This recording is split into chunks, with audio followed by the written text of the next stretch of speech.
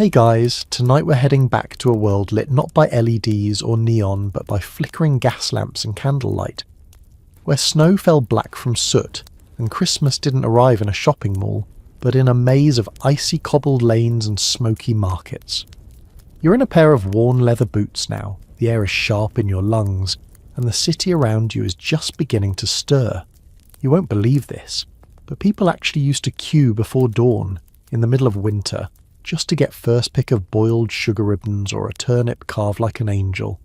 Alright, before you get too cozy, go ahead and smash that like button and subscribe, but only if your heart says yes, and drop your city and local time in the comments. I want to know where and when you're listening from. Dim the lights, get that fan going for some background vibes, and let's chill into tonight's little adventure.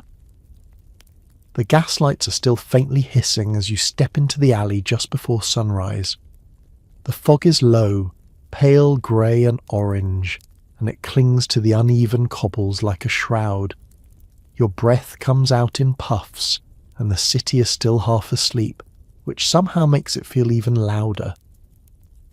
There's the creak of a cart axle. Somewhere behind a shutter, a rooster gives a miserable attempt at greeting the morning. You hear boots scuffling and a dog barking somewhere up the lane. The market skeleton is already half built in the square ahead. Wooden posts stick up like crooked ribs, some tied with ropes, others just wedged into frozen soil. Men in thick coats grumble through mouthfuls of bread and lard, setting up canopies while a boy in a scarf the size of a bedspread tries to light a small coal brazier. You pass a frozen fountain. No water today, just icicles trailing down its lion's mouth like a beard. There's a strange peace in this hour. The street looks almost like a stage that hasn't been dressed yet. A vendor curses as his oil lantern guttered out again. His neighbour offers a swig from a flask to keep the fingers moving. You edge past a cart half loaded with crates, and your sleeve brushes against a bulging sack of what smells strongly like oranges. Real oranges. The kind only the wealthiest households could afford last winter. And just then, like the soft pull of a curtain, a faint glow begins to spread behind the chimney rows. Not sunrise, not yet, but the kind of silvery hint that tells you it's coming. The windows above are still dark, but the square is waking. A woman in heavy skirts begins laying out embroidered stockings, each hung by a rough wire hook on the front of her stall. The stall next to hers, a hodgepodge of wooden horses, rough-hewn sheep with painted eyes, and one extremely confused-looking camel. The vendor scratches his beard and sets them up in a pyramid, pausing every few seconds to blow into his hands. You watch it all come alive like a snow globe someone shook once and forgot to stop watching. The cobbles crunch under your boots as more carts arrive, some pushed, some pulled by small shaggy ponies. A familiar tune whistles from an unseen corner, and just before you think it's time to get a warm drink, a small girl carrying a bundle of tinsel stumbles right past you, grinning through a gap in her teeth as she drops half of it into the slush. You bend down, hand it back to her, and she whispers a thank you in a dialect so thick you can barely catch it. All around you, the city's breath deepens. Firelight begins to dance inside the stalls. Someone's frying fat on a griddle, and the scent mixes with the cold in a way that tugs at something deep in your chest. It's only just begun. By the time you make your way past the last shuttered shop, the square is pulsing with a rhythm all its own. The clatter of crates, the murmur of voices muffled by woolen scarves, the slap of butchers' aprons against frozen knees. None of it feels rushed, but none of it stops either. It's as if everyone knows their part in this strange annual performance, and they're just waiting for the curtain to rise. You wander near a side alley where an old man is arranging pine branches around the edge of his stall. Not fir or spruce, pine. It's cheaper, scratches worse, and smells a bit like cleaning fluid, but it's still green, and it's still Christmas. He hums as he works, and when he's done, He pulls out a handful of dried orange slices and strings them like medals across the branches. Some of them are scorched. One still has a blackened clove stuck in it from last year. The fog is finally thinning now, peeling away like old wallpaper. You can see more clearly. A row of stalls shaped like little A-frames, each leaning slightly, as though burdened by the weight of too many seasons. Tin toys glint from behind foggy glass. Paper fans with angels stenciled in gold hang limp in the still air. A table groans under the weight of cured meats, their strings stiff with frost. Someone behind you mutters about prices. Up again. 6pence for a sugared plum. Robbery, I say. And someone else chuckles and replies, "It's Christmas. Be robbed cheerfully." You don't know where to look first. Everywhere feels like memory, even though you're seeing it for the first time. To your left, a stall has just opened a box of glass baubles, hand-blown, not the perfect orbs of modern factories. These are bulbous, fragile and oddly shaped. Some look like swans, others like turnips. One is clearly meant to be Queen Victoria, but resembles a furious beetroot. The seller gestures proudly to each, unaware or uncaring of their lopsided glory. And there, to your right, a pile of ribbon scraps is being poured through by a woman in a heavy bonnet. She shakes her head, drops a bundle, picks up another, and finally selects a crimson piece long enough to tie a child's winter collar. You catch her smile. Tired, yes, but real. Up ahead, a small boy is dragging a wooden sled behind him, the runners scratching along the cobblestones with a sound that's almost like sleigh bells if you want it to be. On the sled, a goose, alive, bound, looking deeply unimpressed. And just behind him, a group of workers from the gasworks arrive still in uniform, coal-streaked faces, scarves tied twice round their necks.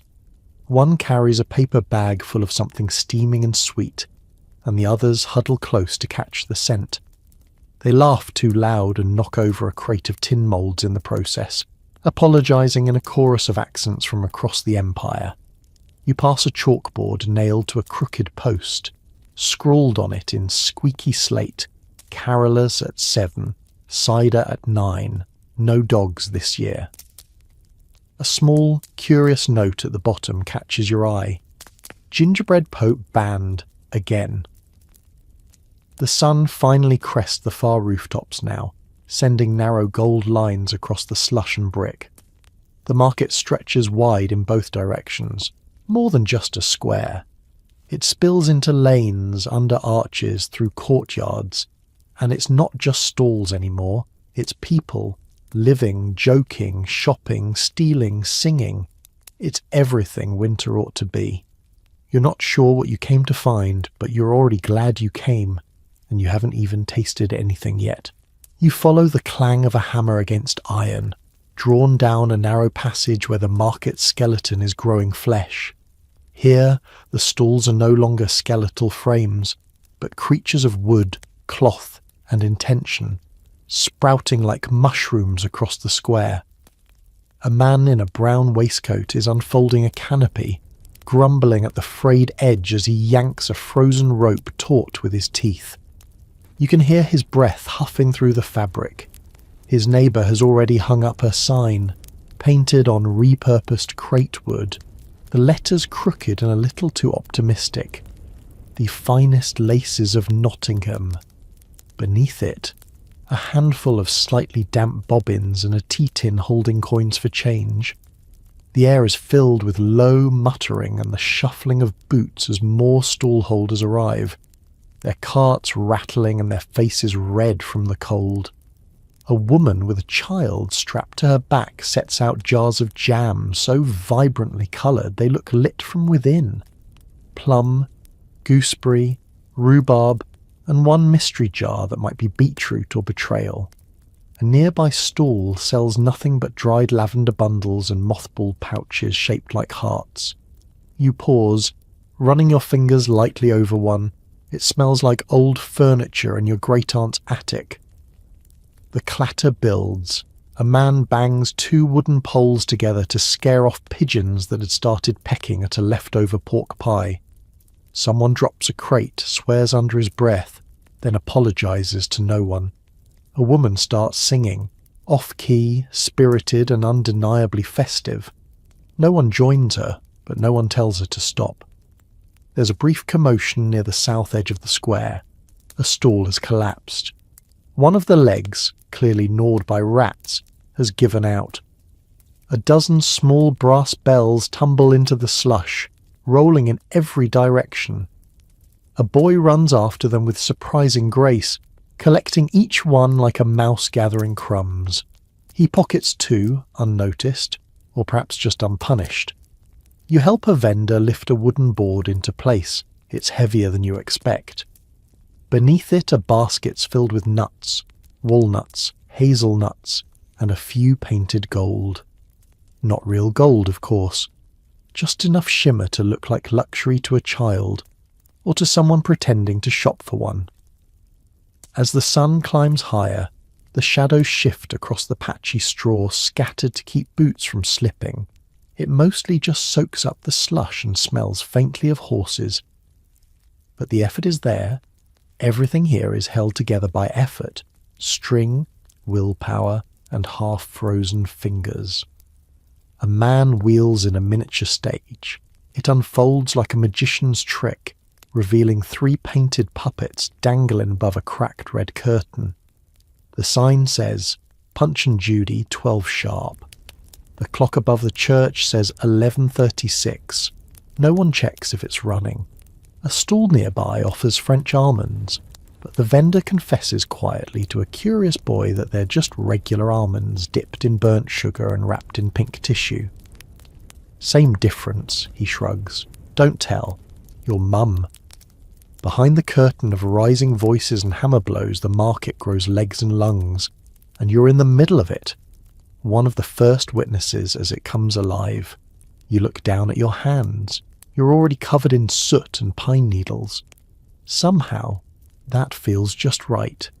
You wander deeper into the square, and now the market is shedding its skeleton altogether. It's no longer a construction site.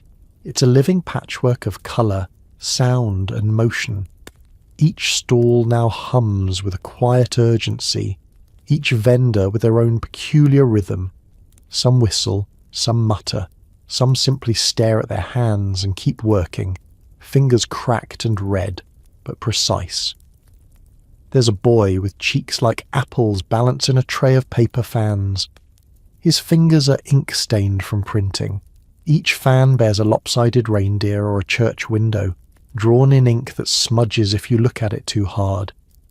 He's singing to himself in a high, sweet voice, a tune with no words. Just past him, a short man in a coat 2 sizes too big is stringing up garlands made of dried apples and cinnamon sticks. They sway in the air like little pendulums of spice. He winks at you and says, "Smell sells." You nod. It does. And then there's a woman setting up a display of Christmas cards, the kind that only just became fashionable. The earliest ones had been printed a few decades earlier, one famously showing a child sipping wine, which shocked quite a few people in its day. The woman taps the corner of her best card, a snowy village painted in delicate watercolour, and says, "It's the future, you know. Paper and paint instead of proper words." Next to her, a metal worker is placing small ornaments shaped like keys, anchors and feathers onto a velvet board. When you ask what they're for, he just grins and says, "Wishes." No explanation, just that. Wishes. Further down, someone's selling sleigh bells. Not new ones, but old rusted things scavenged from who knows where. They're heavy in your palm, and you wonder if they ever belong to a horse, or maybe a funeral carriage, given how sombre the tone sounds when they jingle. You pass a trio of vendors arguing about who gets which corner spot next year. One insists that last year's snowfall ruined her profits because she was too near the brazier and no one buys cloth when they're sweating. Another counters that she bought the inspector 3 mince pies and still ended up in the shade. The third just rolls her eyes and throws a pine cone at them both. The chaos has a warmth to it, a practiced, almost theatrical disorder that you suspect would fall apart entirely if someone tried to organise it. And among it all, little absurdities. A man with a trained goose perched on his shoulder, a girl trying to sell candle stubs blessed by St. Nicholas, which you highly doubt, a vendor charging extra for mistletoe that's guaranteed to cause a proposal, and tucked between 2 stalls, there's a boy, barely 10, with a shoebox of trinkets, ribbon scraps, broken brooches, a lone glove, and a marble that catches the light just so. No stall, no sign, just a nod when you look at him. You take the marble, he takes a penny. Neither of you says a word, and as you turn to walk back toward the heart of the square, you realise something strange. The market isn't growing anymore. It's breathing, in and out, a pulse of old timber, cold fingers, burnt sugar, and the unmistakable rhythm of December in a city that still remembers how to celebrate without electricity. It's not just the sights anymore. It's the smells that pull you forward now, drifting in slow, sticky waves through the square. You barely make it 3 steps before something warm and dark hits the back of your throat. Clove, maybe nutmeg, maybe something older and more mysterious, the kind of spice brought in on ships that creaked across entire oceans. The first brazier hisses beside a stall selling roasted chestnuts. The vendor wears 2 coats, and a grin that's been caramelised by decades of fire and frost. He flips the chestnuts in their pan with a gloved hand and mutters, 2 farthings for a bag, 1 if you smile. You smile. He still charges you 2. You move on, holding the warm paper twist in your palms, letting the heat sink into your fingers. The nuts are imperfect, some split open, some charred black, but they smell like Christmas should smell, like fire and sugar and street noise in a city too big to wrap up in ribbon. Further on, someone's boiling wine in a copper pot over open flame, mulled wine. It gurgles like a potion. Orange peels bob lazily on the surface, cloves stuck into their flesh like little hats.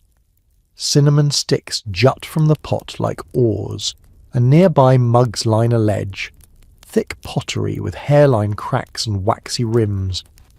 The woman stirring the pot doesn't speak. She just ladles the wine into a cup, takes your coin, and nods. The cup warms your hands instantly, and the first sip burns your tongue a little, but in a good way. It tastes like raisins and pepper and memory.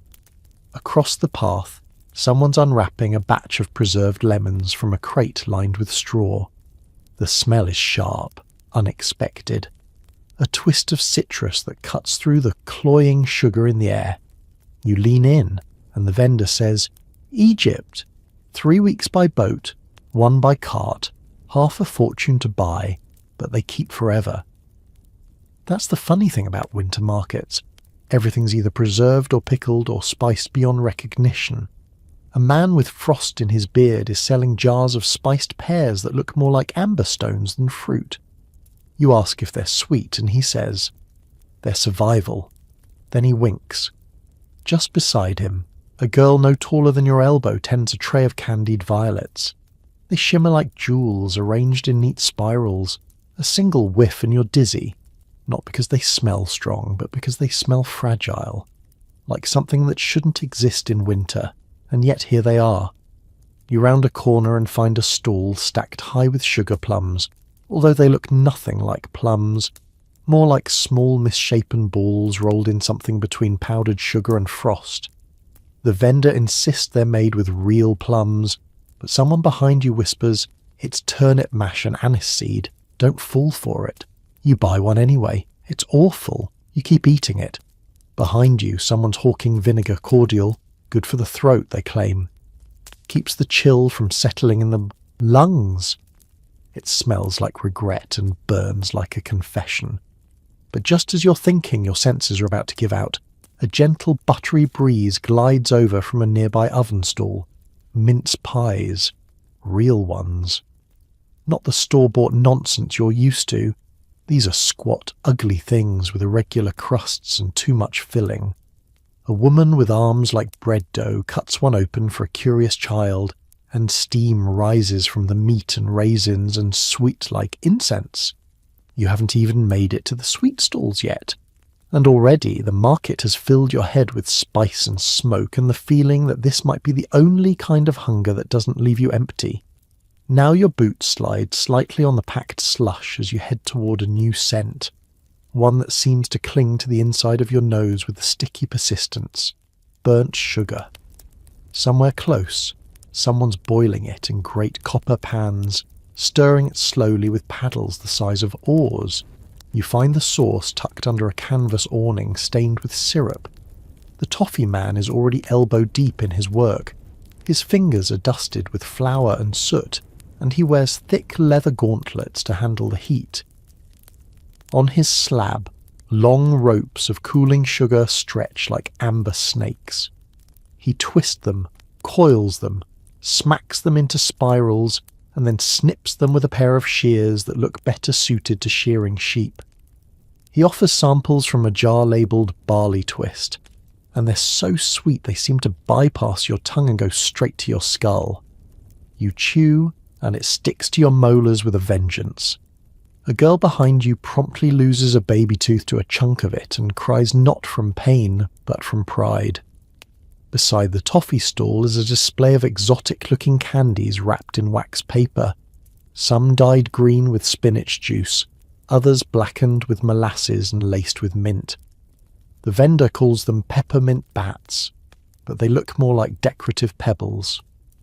They'll rattle your fillings, he warns with a grin, if you're fancy enough to have any. Not far from him, a woman is selling sugared almonds in wax cones printed with old sheet music. The cones are tied with faded red string, and a sign reads, "As given to Her Majesty in 61. You somehow doubt that, but the almonds are warm and cinnamon-rich, and the wax paper leaves a faint ink imprint on your fingers. Next to her is a stall entirely devoted to marzipan. Not just neat little logs or modest fruits, but entire miniature scenes. One display shows a fox hunt in progress. Horses, riders, even dogs, all made of almond paste and painted with vegetable dye. Another features a tiny Victorian tea party, complete with lace doilies made from sugar threads. You lean in and spot a marzipan bishop holding a tiny marzipan goblet. He's missing one hand, which the vendor shrugs off. Customer bit him. Further along, an old man is selling sticks of rock candy in improbable colours. Deep cobalt, pale chartreuse, coral pink. Made with beetles, he says cheerfully, and when someone gags, he adds, natural ones, only the best. You don't ask what kind. Suddenly a splash of cold hits your ankle. Slush flung by a barrel being hauled through the crowd. It's filled with sugared apples, each one skewered on a twig, glazed red so glossy they reflect the lanterns above like little fireballs. You grab one. It's crisp, but so sticky it pulls a strand of hair into your mouth with the first bite. And still, the sugar doesn't stop. You pass by a tray of honeycombs crackling in the cold, a basin of hot sugar spun into tangled webs for decoration, and finally a giant slab of what might be nougat, or might be whitewash. No one is sure. A vendor is trying to chisel off a sample with a woodworker's mallet. By now your fingertips are glazed, your breath smells like syrup, and your stomach has started to protest, gently but firmly. But around you, the crowd only thickens.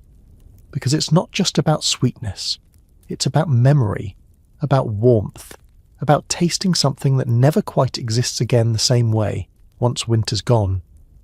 And somewhere behind you, a vendor chuckles and says, "Careful now, this market's where New Year's resolutions come to die.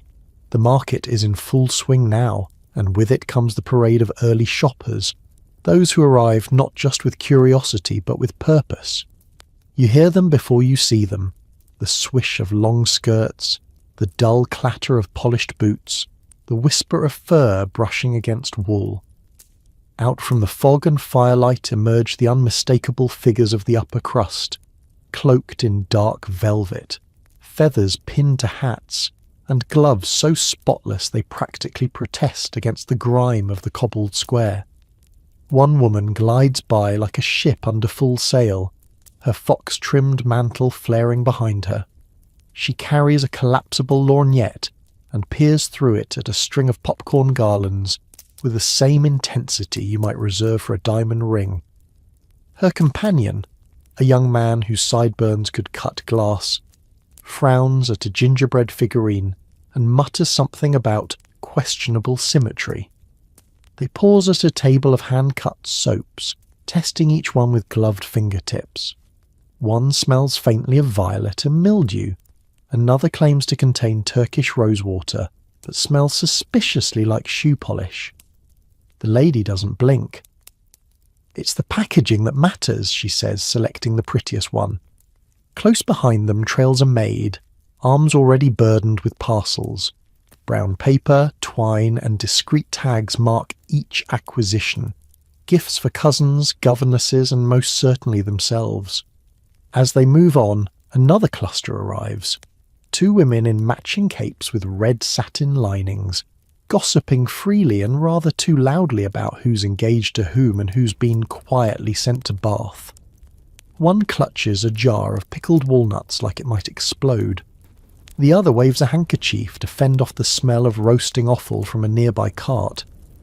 Children scamper behind them, momentarily freed from the grip of nannies. A girl with golden ringlets insists on petting a gingerbread pony until her older brother yanks her away by the sleeve. He's clearly pretending to be above it all, until he catches sight of a clockwork cricket that hops when wound and immediately pulls out a handful of coins. You notice a peculiar dynamic in the air. The market is shared, but not equally. Where one man haggles over the price of half-rotten apples, a woman in sable casually pays 3 shillings for a cracked ceramic angel. Where a butcher counts copper coins into a pouch with grim precision, a gentleman in a top hat gives a florin for a single candied chestnut, then drops it seconds later because it's too sticky. And yet, for all their polish and perfume, even the gentry seem softened here. Perhaps it's the smell of spices, or the glow of the lanterns, or maybe just the shared ritual of the season. You watch a young aristocrat stoop to help a stall girl pick up a fallen basket of sugared fruit. His gloves are ruined. He doesn't seem to mind. At one end of the square, a pianist is playing from under a striped awning. Not well, not exactly in tune, but it draws a crowd. Even the fine ladies stop. A man with a pipe begins humming along. A baby wrapped head to toe in knitted layers laughs for no reason at all. It's not that the rich have come to mingle. It's that the market has drawn them in, the way it always does. Not just with the promise of rare goods or fashionable treats, but with something older, something deeper. Here, beneath the smoke and snow, everyone wants to remember how to feel human again. But for every fur-trimmed silhouette and polished boot stepping lightly across the square, there's another kind of early shopper, one with muddy hems, wind-burned cheeks, and fingers stained with ink or ash. These are the governesses, tutors, clerks, and senior housemaids on rare errands of their own, moving quietly beneath the swirl of velvet and lace. You spot one, a woman of perhaps 30, dressed in a serviceable grey coat with the faintest trace of embroidery near the collar.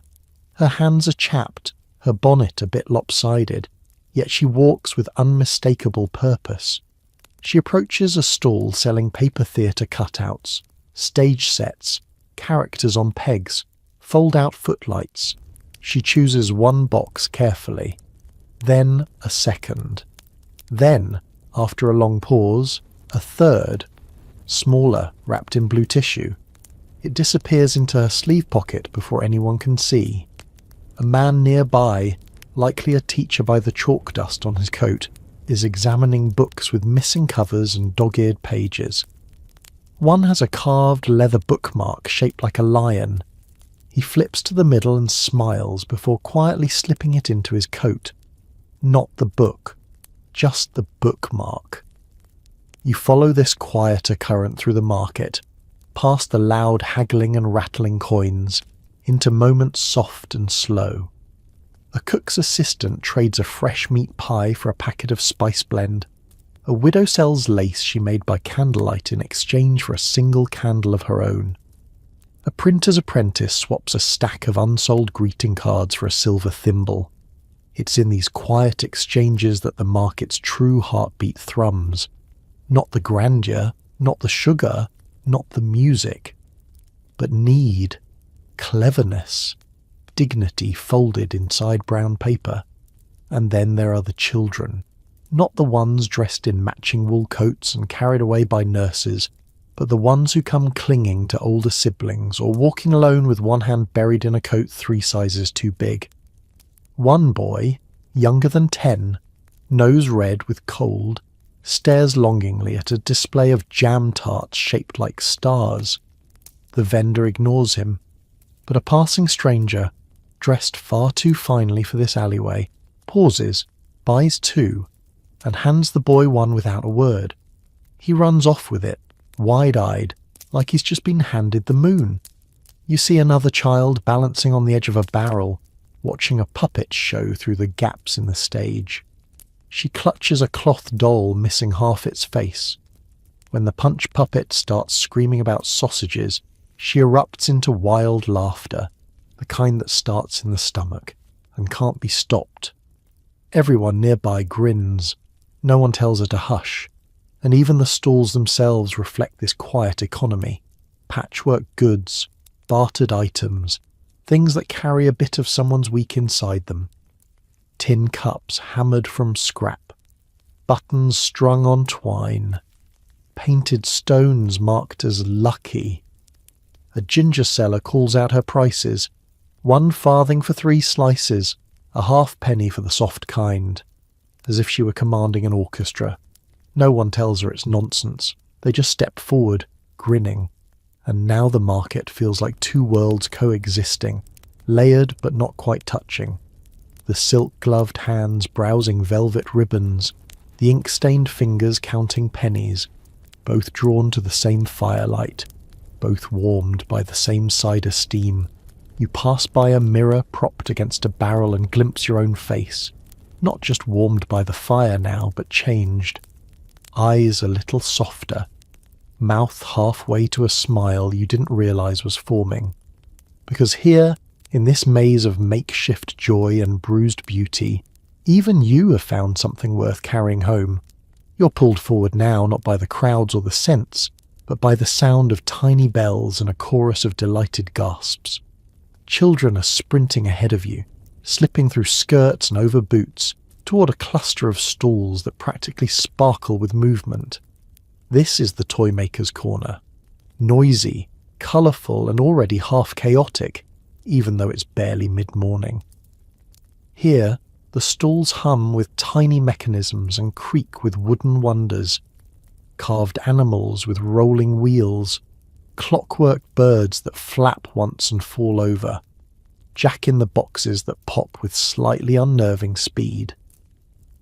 One elderly craftsman leans over his bench with fingers moving like spiders across a gear-filled platform. His magnifying lens clicks into place and he adjusts a metal hinge with absurd care. Beside him, a sign says, "Watch the wings. Don't touch the eyes." No one knows what it means. No one dares ask. Children line up in front of a spinning top display, each one squealing as a different painted blur whirls across a wooden board. The toy maker, a man in a cap that's more patch than cloth, chants in rhythm as he spins each one. This one dances, this one bites, this one sings on Tuesday nights.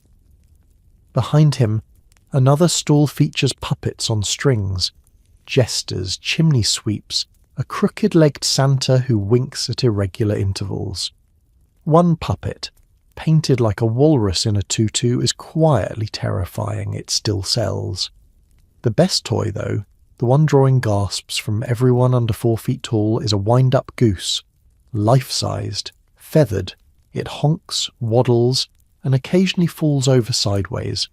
A boy nearly faints trying to convince his mother it's necessary for his development. Just as you're about to move on, a curious little tune trickles through the crowd. A hand-cranked music box is being demonstrated at the next stall. You join the small semicircle watching it. The vendor winds it with theatrical flair, and the tiny figurine inside, an acrobat, twirls slowly to a waltz. It's hypnotic in the simplest way. A girl beside you whispers, "It looks like dreams sound." And she's right. Not all the toys are delicate, though. A table nearby holds a stack of tin soldiers so dented they might already be veterans. A label reads, 3 for a penny, 4 for a fight. Next to that, a man is whittling animals from old chair legs. A dog, a goat, something that's either a bear or a heavily offended cat. He's not selling them fast, mostly because he refuses to carve the same animal twice.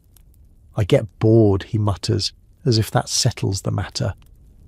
But the true stars of the corner are the children themselves, laughing, shrieking, sometimes sobbing when told they can't have something that looks fun but smells suspiciously like turpentine. At one point, a wooden bird lets out a mechanical squawk so loud it startles a passing pony, which in turn startles a nearby vendor, who then spills an entire crate of licorice root. The chaos is mild, swiftly, cleaned up, and oddly festive. You watch a child buy a broken yo-yo with a missing string and cradle it like treasure. His face says everything. This toy today is perfect, and in a world of noise and noise-making, sometimes that's the quietest kind of joy.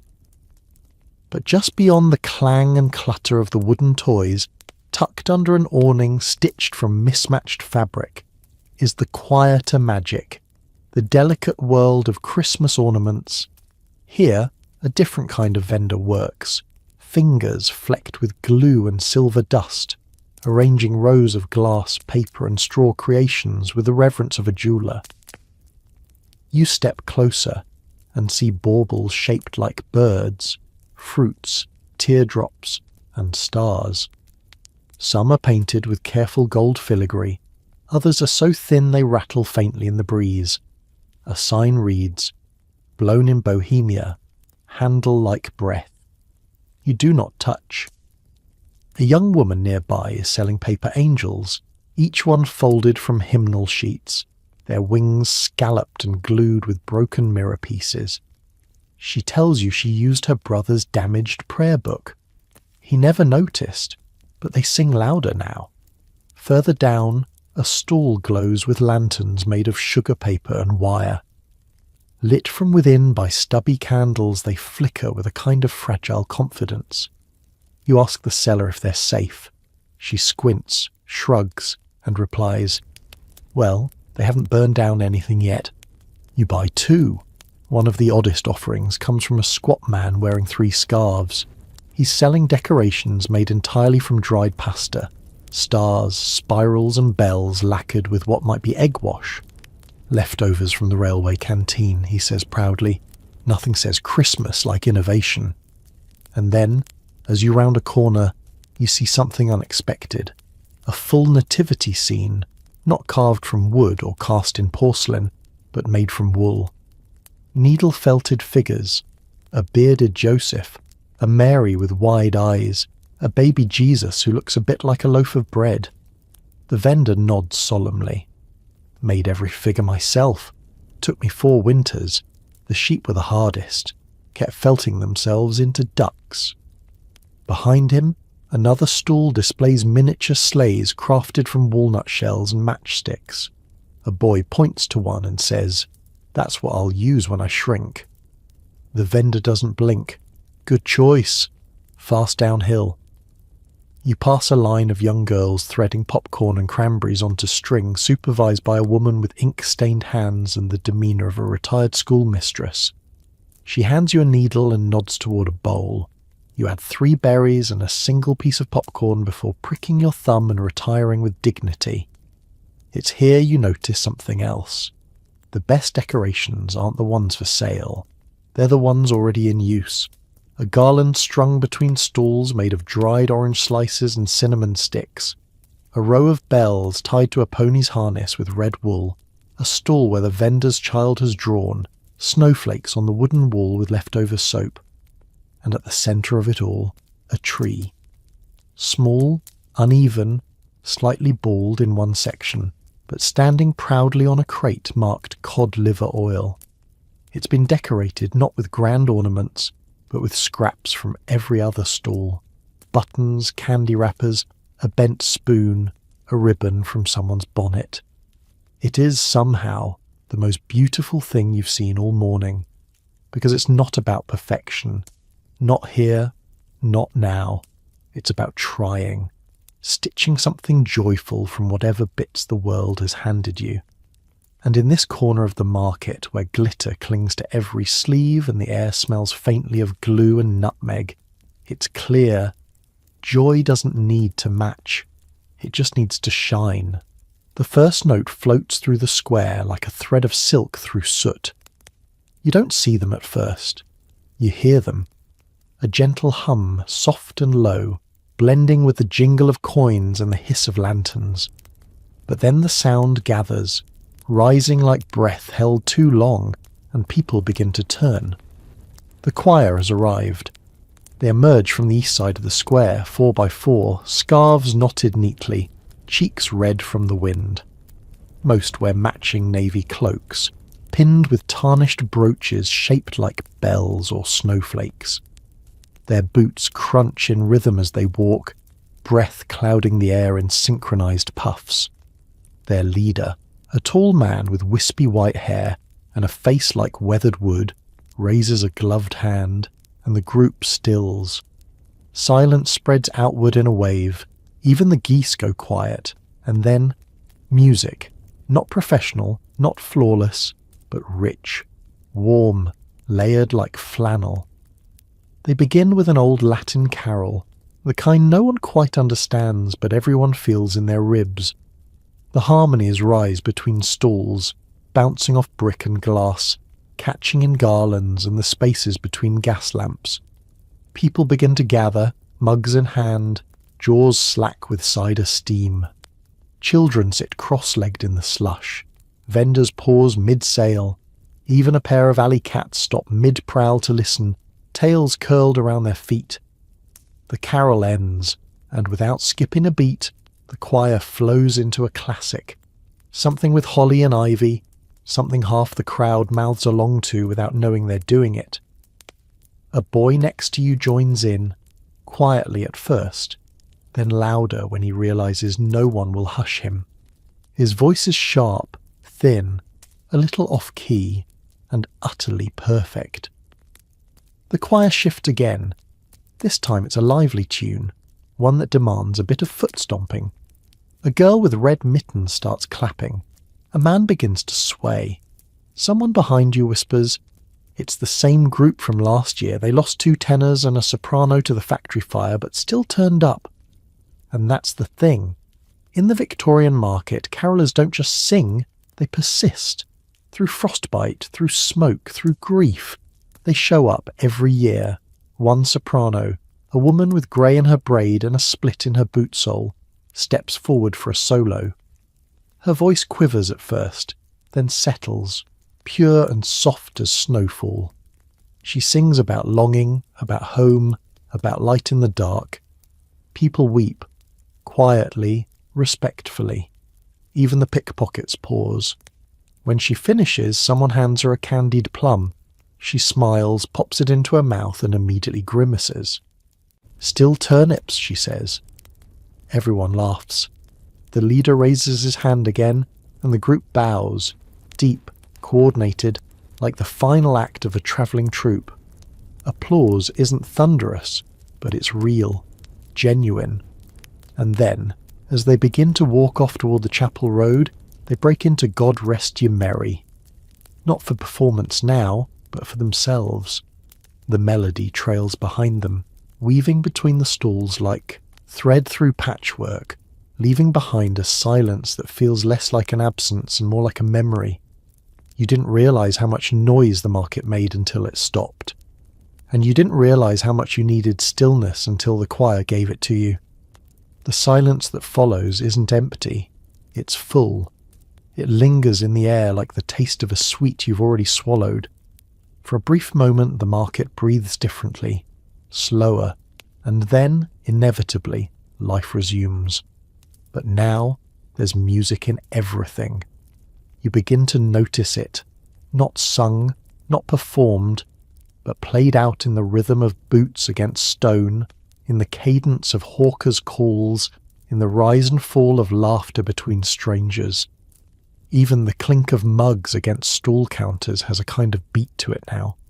From one end of the square comes the sound of bells, not the faint tinkling of sleigh harnesses, but the chaotic clamour of handbells. A group of children has formed their own impromptu choir, each armed with a bell of questionable tuning and absolutely no sense of timing. It's beautiful in its own disastrous way. A sign behind them reads, "Carolling for coins, any tune, any key." Someone throws in a halfpenny. They respond by attempting "Deck the Halls," with such wild abandon that one bell flies from a mittened hand and lands squarely in a mug of hot posset. The mug's owner doesn't complain, he just raises it in salute.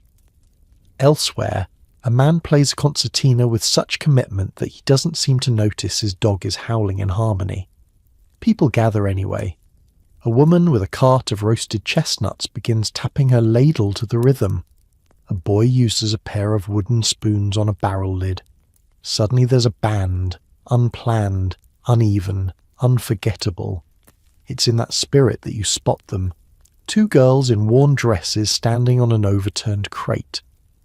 They're not part of any organised choir, just sisters with cheeks red from wind and voices sharpened by hunger.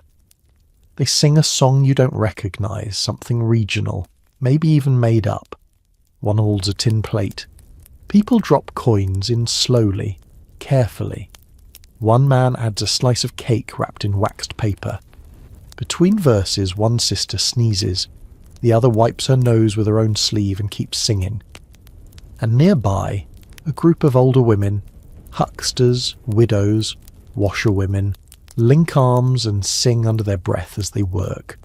Not for performance, not for money, just because the music is in them and it's Christmas. A chimney sweep taps a stick against the ground in 3 beats before whistling a tune. The stallholder claps along. A woman selling hair ribbons does a quick twirl to the rhythm, sending curls of frost into the air, and slowly the entire market becomes a kind of carol, not the kind you rehearse or arrange, but the kind you live. Even the sounds that don't belong begin to hum with harmony. The clang of a dropped ladle, the bray of a donkey tied near the soup stall, the hiss of cider bubbling over the rim of a too-hot kettle. You close your eyes. For a moment you don't know where the choir ends and the market begins, and maybe that's the point. Maybe in this strange, glorious patchwork of voices and bells and broken instruments, the true carol isn't something you listen to, it's something you belong to. You hear the laughter before you see the trouble. It's sharp, youthful and layered with just enough mischief to make your spine straighten. Somewhere between the candy stalls and the cider tent, a gang of boys is up to something. You glance over just in time to see one of them dart behind a barrel, mistletoe in hand, held above his head like a trophy.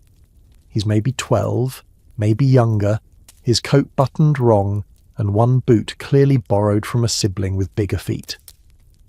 Another boy swoops in behind an unsuspecting vendor's daughter, lowers the mistletoe with theatrical precision, and lands a kiss on her cheek. She shouts, half shocked, half laughing, and throws a mitten at him.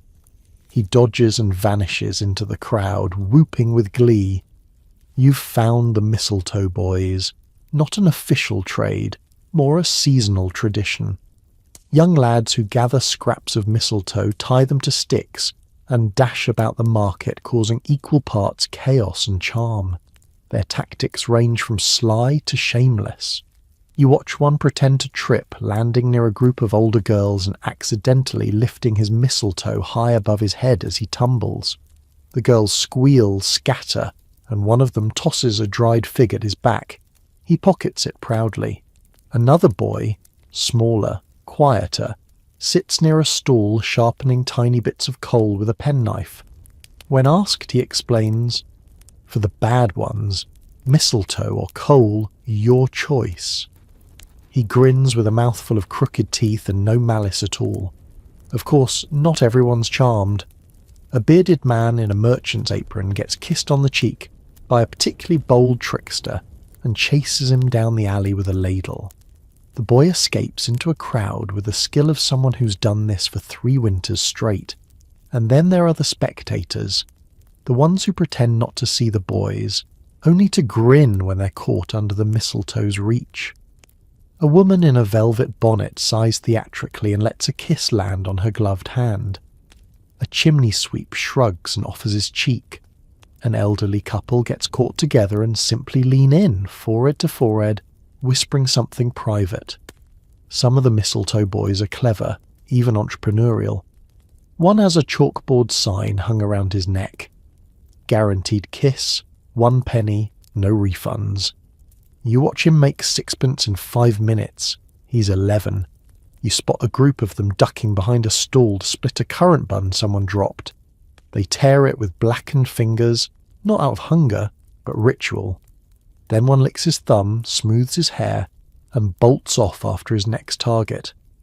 Even the vendors have started playing along. One stallholder offers free ribbons if you can steal a kiss from someone wearing green. Another warns passers-by, "This is a mistletoe zone. Enter at your own peril." And in the heart of this miniature storm, the boys become something more than pranksters. They're little sparks, bright, brief, irreverent, and somehow essential. Because in a market full of crafted joy and structured merriment, someone has to bring the chaos. Someone has to remind everyone that joy can also be wild. But not all the chaos comes wrapped in mistletoe and charm. As the market thickens, so do the shadows between the stalls, and you begin to notice a different kind of boy weaving through the crowd. Quieter, sharper-eyed, less interested in kisses and far more interested in coin. The pickpockets have arrived. They don't announce themselves. They don't giggle or shout. They move like smoke, one moment behind a vendor's crate, the next brushing lightly past a distracted shopper. Hands like whispers, eyes always scanning. You spot a trio by the gingerbread stall. One leans in, loudly complimenting the icing work on a cathedral-shaped loaf, while another slides a hand under the table. The third, already walking away, his cap pulled low, a glint of silver peeking from his sleeve. You blink, and they're gone. It's not malice exactly. It's hunger. Maybe revenge. Maybe just cold. A woman in a fine bonnet clutches her coin purse tighter after a tug she almost didn't feel. A man near the cider barrel pats his coat pocket 3 times in as many minutes. A vendor sighs as she catches a glimpse of her weighing scale being carried off under someone's cloak. But this is the unspoken truth of the market. It isn't just garlands and laughter. It's a living city compressed into one square, and not everyone here came for Christmas cheer. A butcher sets down a crate and finds 3 sausages missing. He grumbles, checks his apron, and then chuckles. They were fast. Deserve it, really. It's not a full pardon, but it's December, and the rules bend in the cold. That doesn't mean people aren't watching. The stallholders have their own network. Nods, glances, a finger tapped on the edge of a table. Warnings travel faster than whistles. A boy reaching for a pocket finds his wrist caught mid-motion by an elderly woman selling socks. She doesn't scold. She just stares until he lets go. He vanishes without a word. Not all the thieves are boys. You spot a woman, sharp-eyed and severe, slipping a silver spoon into a basket of onions. You catch her gaze. She raises an eyebrow as if daring you to care. You don't. There's a strange sort of etiquette to it. The rules aren't printed, but they're followed. Take something small. Take it fast. Don't hurt. Don't push. Don't take from the stall where the widow sells matchsticks. Everyone knows she has nothing to spare. And even amid the light-fingered scrambling, there's humour. A sign appears on one stall. Pickpockets. Please leave enough for rent. Another vendor ties bells to his belt loops, jingling like a festive warning system. Steal from me, he announces, and you're stealing from 6 children, 4 of whom I actually know by name. You pass a boy who's clearly taken something. His pockets bulge, his eyes are wide. But he pauses near a small girl sitting alone and drops a sugar plum into her lap before darting off. Theft, yes, but threaded with strange mercy. Because the market, for all its glimmer, lives in layers. Some buy, some steal, some simply watch. But all a part of this tangled, flickering world stitched together for one brief winter month. And in the warmth of the lanterns, even the shadows feel like they belong. The day begins to dip just slightly, and with it comes a subtle shift in the market's air. The sky, once a washed-out grey, deepens to a colder blue. The sun doesn't set in Victorian December. It retreats slowly, like an actor behind a stage curtain, leaving behind a trail of smoke and quiet. And then the lights begin to multiply. Not the sterile white of modern bulbs, but 1,000 flickers. Amber, gold, orange, and smoky red. It starts small. A stallholder lights a squat tallow candle and cups it with a cracked jam jar. A boy in a patched coat strikes a match, shielding it from the wind with both hands as he lights the wick of a paper lantern. Suddenly it spreads, flame by flame. Lanterns are hoisted onto hooks and nails, hung from garlands, perched on barrels. Some are made of punched tin, throwing star-shaped shadows on the cobbles. Others are nothing more than bits of wax nestled in hollowed turnips. One woman lights hers using a taper that she pulls from the top of her boot. No one asks why. You pass a vendor tying candles to his stall frame using bits of string and hope. They dangle dangerously close to dried holly, but he shrugs. Adds excitement, he mutters. You're now walking through something that doesn't feel quite like night or day. It's somewhere in between. A glowing hour where the fire hasn't taken hold yet, but the darkness has been invited in. And the shadows, they dance, long and uneven. Behind every flickering flame, shapes grow and stretch across the market like a silent puppet show. The faces of carolers ripple in gold. A goose waddles past, briefly majestic in the backlight before honking itself into a puddle. Some stalls lean into the spectacle. One has placed mirrors behind each candle, doubling their glow. Another has filled jars with lamp oil tinted green and blue. Cheap tricks, yes, but the children gasp all the same. A toy seller sets out a row of shadow puppets, paper silhouettes mounted on sticks. He stands behind a gauze sheet lit by a single oil lamp and begins to perform. Dragons, knights, a very wobbly Queen Victoria all glide across the curtain in elegant mayhem. No one speaks during the show. Even the geese are quiet. But the beauty comes with danger. A commotion near the cider tent. Someone's sleeve caught aflame. It's out within seconds, smothered in a wool coat and stamped into slush, but the smell of singed fabric clings. The vendor shrugs, pours the man a drink on the house, and someone starts clapping. Because here, that's how it goes. The fire warms, charms, and misbehaves, and everyone accepts it like they accept the frost, an expected discomfort in exchange for light. One man walks past carrying a small chandelier made entirely of spoons and tallow stubs. It's ridiculous. It's perfect. It gives just enough light to read the label on a nearby jar of pickled eggs. You turn a corner and pause. Before you is a cluster of children crouched around a lantern made from sugar glass. Inside, a single candle flickers, distorted by its glistening walls. One boy leans close and whispers, "It's like watching fire dream." You don't say anything. You just sit beside him for a moment, soaking in the glow.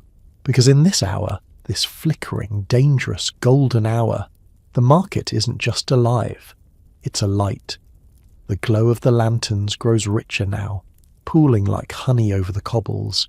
It gives everything a softness, even the sharp things. Hooks, nails, icicles. The market is no longer just seen, it's felt. Warm light against cold air, flicker against frost. You pass a brazier surrounded by bundled figures, their palms outstretched, faces half lit in copper and shadow. Someone drops a sprig of rosemary into the coals, and the air fills with a sudden sharp scent of pine and memory. Nearby, an older woman is tending a stall that seems entirely made of firelight, racks of beeswax candles in every shape imaginable. Stars, trees, angels, one that suspiciously resembles a sausage. She nods toward her creations and says, "You burn the small ones first. Keep the bigger ones for when it really gets dark. You buy a tiny candle shaped like a robin and tuck it into your pocket.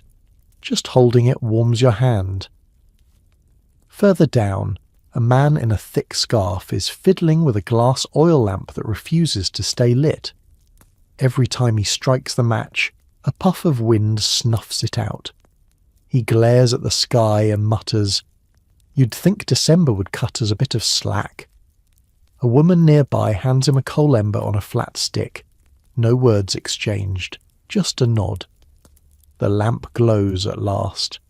You pass a trio of girls carrying lanterns on long poles, each with a paper silhouette pasted over the flame, one shaped like a cat, one a harp, one an entire ship.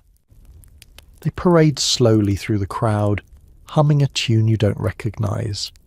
Others fall in behind them, and for a brief moment the square becomes a river of glowing shapes drifting through the cold. And then you reach the heart of it, the centre square. It's been cleared of stalls for just this hour, and in its place stands a towering iron frame, hung with candles like stars on a climbing vine. At its base, a ring of lanterns flicker behind panes of coloured glass. Red, green, amber, cobalt. No one speaks loudly here. The noise of the market hushes without being asked. A man begins to play a quiet tune on a violin, soft and slow, each note suspended like breath. A child leans against her mother. A boy removes his cap. A vendor stops counting coins and simply looks upward. The iron frame creaks slightly in the wind, and one of the candles flutters out. A girl steps forward, lights a taper from the nearest lantern, and relights it without a word. The flame flares, then settles. Everyone exhales. And for just a minute the market becomes more than commerce, more than food and toys and sweets. It becomes gathering, a place where warmth is borrowed and returned, where fire is not just flame but ritual. You feel the heat on your cheeks, the chill at your back. You watch the faces around you, strangers, all of them, yet somehow familiar now, drawn together like moths to this flickering altar. Someone begins to sing, just one voice, not trained, not strong, but clear. The song is old, it might not even be in English, but slowly others join in, and in that fragile chorus, surrounded by shadows and sparks, you realise that winter isn't the absence of light, it's the season that teaches you to share it. The cold begins to bite in earnest now. Not the friendly kind, the festive nip that turns cheeks pink and noses red, but the creeping sort that finds your fingertips even through gloves, that slinks up through your boots and into your bones. It makes the laughter more brittle. It makes the cider more sacred. You draw closer to one of the many braziers scattered like islands across the square. This one is manned by a pair of stall holders too frozen to sell, now transformed into accidental firekeepers. One is turning a skewer of chestnuts, the other simply has her hands thrust deep into the smoke, muttering something about never trusting December with your toes. You lean in and immediately feel the steam rise off your coat. A few others huddle nearby, shoulders brushing, breath mingling in the shared space of survival. A man passes around a bottle of something homemade and questionably legal. It smells like apples and regret. You accept a swig anyway. Not far from the brazier, someone set up a small barrel marked Winter Cordials for bravery and warmth. The vendor is an older woman in two shawls, one clearly hand-knit, the other once stolen from a church pew. Her samples are free, she insists. Donations welcome, warnings not required. You try one marked spice vinegar. It's as awful as it sounds. The next, thistle and clove, is surprisingly smooth. The third, unlabelled, leaves your mouth numb for several seconds. That's the good one, she says, smiling without teeth. People linger around her stall longer than expected. Not for the cordials, really, but because she tells stories while you sip. She talks about the Christmas she sold peppermint to a prince who didn't know what to do with money. About the year a snowstorm froze the lanterns mid-air and no one could put them out. About the chimney sweep who gave her a silver coin and said, "Hide this. You'll need it next December." You don't ask if the stories are true. You don't want to know. Next to her is a man frying something on a cast-iron plate. At first glance it looks like bread. At second glance, maybe meat. It's both, and neither. He calls it dripping cake, made from scraps, leftover fat, flour, and a kind of desperate hope. You take a bite. It's too salty, strangely sweet, and exactly what you didn't know you were craving. Two men nearby argue over whether to dip theirs in cider or mustard. The debate turns into a full tasting session, which draws a small crowd. A girl offers sugar on top, like my nan used to. The result is confusing, delicious, possibly illegal. Behind you, someone breaks into a coughing fit and is handed a flask before they can finish choking. The flask keeps moving after that, hand to hand, without a word. You lose track of it. You hope it finds the right mouths. At this hour, when the cold clamps down hardest, the market becomes less about buying and more about burning. Sugar, fat, firewood, time. And so you burn too. Your fingers still ache. Your breath clouds up like a veil. But your core, it holds. Because here, around this brazier, around these people, with soot on your cuffs and a fire-warmed belly, the cold isn't the enemy. It's the proof you're still alive. You drift away from the brazier with your coat steaming and your mouth still tasting vaguely of vinegar and ash. The warmth lingers, but the wind doesn't let you forget where you are. It slides down the back of your neck, curls around your ankles and makes a mockery of scarves and buttons, but you don't mind, not really. Because now you understand the rhythm of it. The cold drives you forward. The warmth pulls you in. The market is a dance between the two. You stop at a narrow alley just off the main square. It's quieter here. Fewer vendors, more makeshift. A man with a sooty apron stands behind a table of bricks wrapped in flannel. You watch as someone buys one, slips it into a basket and hurries off. Curious, you step closer. "They're oven-warmed," he explains. "Wrap 'em up, tuck 'em in your bed, still hot by morning." He slaps one gently. "Better than a husband and far more reliable." Further along, a woman is selling mittens made from old sweaters, stitched together in mismatched pairs. "2 gloves for one hand," she jokes. "Use the better one first."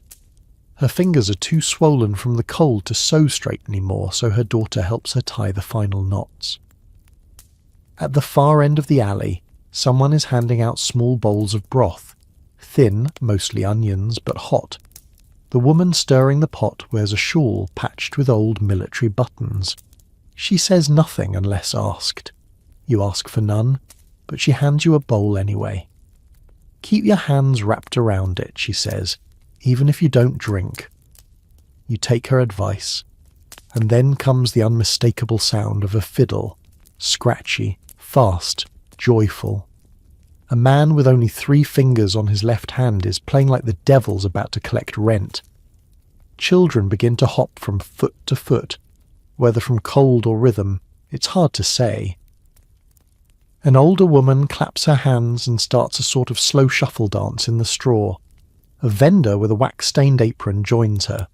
They move with the graceful awkwardness of people who gave up shame long ago. You're pulled into the fringe of it. Someone grabs your elbow, spins you once and lets go. You stumble, laughing, nearly fall into a crate of firewood. No one minds. Laughter and music spiral upward as another log is tossed into a nearby brazier. Sparks shoot into the air and vanish like fireflies. And in this moment, half frozen, half dancing, your coat smelling of smoke and cider, you feel the strange solidarity of the cold, the way it makes strangers familiar, the way it strips everything down to the basics: warmth, light, movement.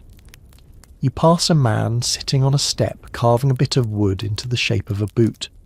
Too poor to buy.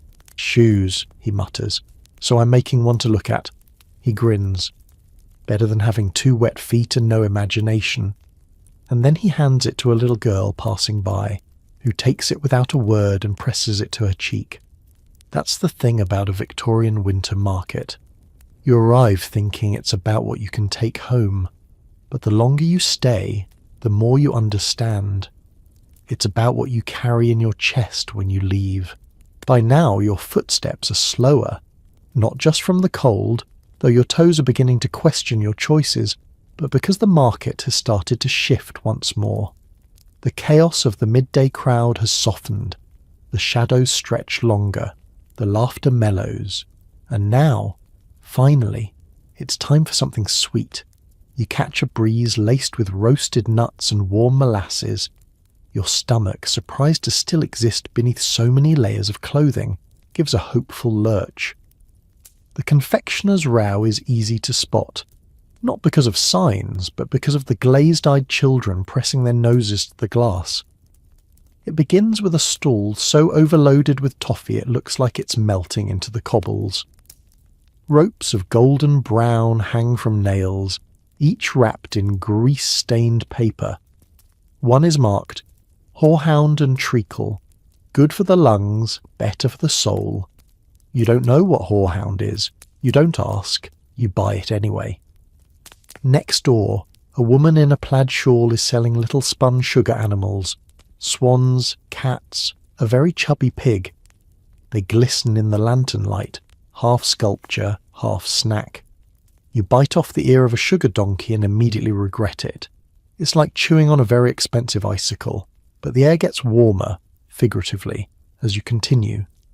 The sweets here aren't just decorations or medicinal lies, they're celebrations. You reach a stall laden with trays of fudge stacked like bricks, each labelled with delicate cards written in a looping hand. Butter rum, clove honey, orange peel and oat. One reads simply, "You'll know." You try a sliver. You do know. You can't explain why. Further on, a man with an impossibly red nose is hawking crack candy. Thin sheets of sugar in rainbow shards, broken by hand with a mallet. Every time he strikes the slab, it shatters with a sound like frost cracking on a window pane. Children dive for the pieces like sparrows on crumbs. He lets them, grinning all the while. There's even a sort of competition going on, a subtle, unsanctioned rivalry between the sellers. One claims to use only beet sugar, blessed by Welsh monks. Another insists his treacle is aged like wine. A third scoffs at both and points proudly to her enormous slab of nut brittle, which she cracks not with a mallet, but a small hammer labelled Justice. The smells here are heady. Burnt caramel, vanilla, ginger. You feel them in your eyes more than your nose, and they make your fingertips itch with nostalgia you can't quite place. You pass by a tray of violet pastilles and think of someone you once knew.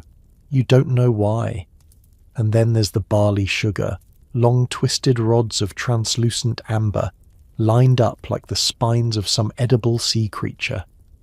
The vendor dips one in a jar of something dark and hands it to a coughing man with the words "Doctor in disguise." The man laughs until he chokes again. A young girl offers you a bite of something called penny toffee, and it's so hard it nearly removes a filling you don't have. She giggles, her mouth full of sugar and tiny gaps, and as you lean against a post to rest your jaw on your feet, you realise that everything here, from the fudge to the cough drops, has a story. Sweetness isn't just flavour, it's memory. It's a survival strategy. It's one of the only things that gets better in the cold. And then, just as you're brushing toffee flakes from your coat and warming your fingers on a mug of something that might be mulled or might just be lukewarm jam, you spot a stall that feels more like a prank than a shop. Its sign reads, proudly, "Delicacies for the brave." And brave you must be. This is where the oddities live. A woman in a towering knitted hat is selling marzipan pigs. No surprise there. But hers are cross-eyed and wearing waistcoats made of icing. One has a monocle. Another is seated on a candy toilet. A small child is transfixed. A large man buys two and says nothing. Next to her, a wiry man offers gingerbread effigies. Not just men, but judges, landlords, and unpopular headmasters. Each one carefully detailed, with icing buttons and real clove eyes. He holds one up and says, "This here's Lord Curmudgeon. A halfpenny extra if you want to bite the face first." A woman pays double and asks for a whole box. Another table offers candied turnip slices, honestly presented, aggressively chewy. The vendor claims they're good for the liver and better for your sense of superiority. You try one. It tastes like punishment. You finish it anyway, mostly out of pride. There's a strange joy to this side of the sweets. It's not about luxury, it's about laughter. You find a small group gathered around a sugar puller who's making ribbons, long thin curls of glossy sugar striped with natural dyes. He loops and folds them like magic tricks, then twirls them onto sticks and hands them out. One boy watches with such focus that he forgets to blink. When handed a ribbon, he stares at it like it might whisper secrets. Just beside them is a stall with nothing but boiled sweets in glass jars, rose drops, clove balls, aniseed wheels. The woman running it has written names on the labels that make no sense. Grandfather's Pocket, Midnight Church, What the Chimney Saw. When asked, she smiles and says, "Flavours deserve stories." One jar contains sweets the colour of coal. The label reads, "For liars and lovers." You buy 3. You don't explain why. And then the fudge stall has a moment of drama. 2 boys argue over the last square of fire fudge, a daring confection with mustard and cinnamon baked into it. The vendor settles the matter with a coin toss. The loser gets a consolation prize. Fear fudge, made with licorice and something he won't identify. The boy looks betrayed. Just behind that, someone has laid out what looks like stained glass. Thin sheets of brittle sugar dyed deep jewel. Tones and cut into stars. They glow in the lantern light. You're offered one shaped like a crescent moon. It melts almost before you can bite it. All around, people are giggling with mouths too full to speak. A woman fans herself dramatically after biting into something marked winter fire. A man pretends to faint after a violet-flavoured jelly. No one stops them. This is a stage, and everyone has a role. Because here at the edge of confection, where sweet meets strange, something lovely happens. People drop their guard. They laugh at the unexpected. They eat things they don't understand. They try. And isn't that what winter is? A season of trying, of softening edges, of letting odd little joys crack the frost just wide enough to breathe through. The smell of gingerbread reaches you before the crowd does, warm, spiced, and so rich it seems to settle on your shoulders like a cloak. You follow it without question, drawn through a narrowing lane of stalls into what can only be called the gingerbread district. It's not an exaggeration. Here, gingerbread isn't just a treat, it's a declaration, an art form, a battleground. You round the corner and nearly walk into a wall of onlookers all gawking at something magnificent. At the centre of a wide stall, on a table covered in flower-dusted velvet, stands a replica of St. Paul's Cathedral, built entirely of gingerbread. Domes, windows, colonnades, even a tiny bell tower rendered in hardened spice and royal icing. A ribbon of red licorice marks the nave. The artist, an elderly man with sugar dusted into the creases of his face, stands proudly beside it, holding a piping bag like a sword. To his left, his rival. A younger woman with soot-streaked cheeks and the confident posture of someone who's already placed a bet on herself. Her creation is no less ambitious. A full reimagining of Queen Victoria's coronation carriage, wheels and all, sculpted from gingerbread, gold-dusted sugar, and what appears to be candied fennel for the horses' manes. They don't speak to each other.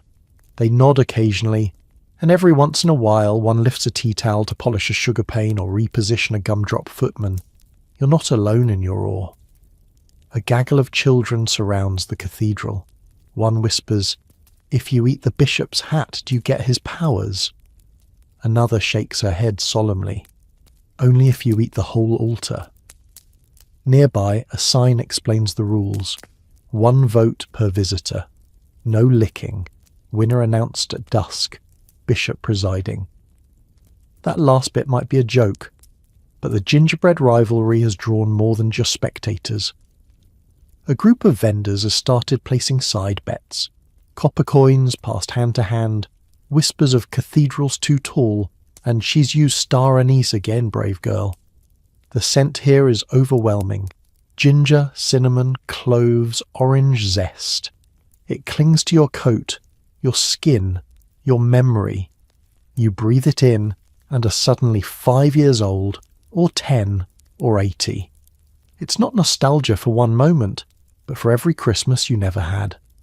Other stalls join in the gingerbread frenzy. A shoemaker's wife is selling tiny gingerbread boots. Someone else has a gingerbread street lamp that actually glows, thanks to a tiny candle nestled inside. It's probably not safe. It's definitely wonderful. You pass a boy with a gingerbread sword swinging it like a knight. He bites off the tip mid-duel and declares himself invincible. Another child is eating what can only be described as a gingerbread dragon. 6 legs, 1 wing, and a worried expression. One stall sells only broken pieces. Architectural casualties, the sign reads. Half price. Dignity extra. You buy a chunk of what might have once been a castle turret. It snaps loudly between your teeth, and through it all the smell continues to rise, mingling with the frost and lantern smoke until it becomes something more than just scent. It becomes mood, season, myth. Because gingerbread here is more than food. It's memory you can eat. Just when you think the gingerbread spectacle can't get more absurd, a bell rings from somewhere behind the cathedral. A hush falls, well, a muffled hush, as people chew, and the crowd parts ever so slightly to reveal a stout man in clerical robes and a wool scarf wrapped like a halo. "The bishop has arrived," someone whispers. Whether he's a real bishop or simply the market's most theatrical flower vendor is unclear. What matters is that he's carrying a silver spoon like a sceptre, and inspecting each gingerbread entry with the solemnity of a royal judge. He circles the cathedral first, tapping it gently with his spoon, then bending low to sniff its flying buttresses. He lingers over the icing gargoyles.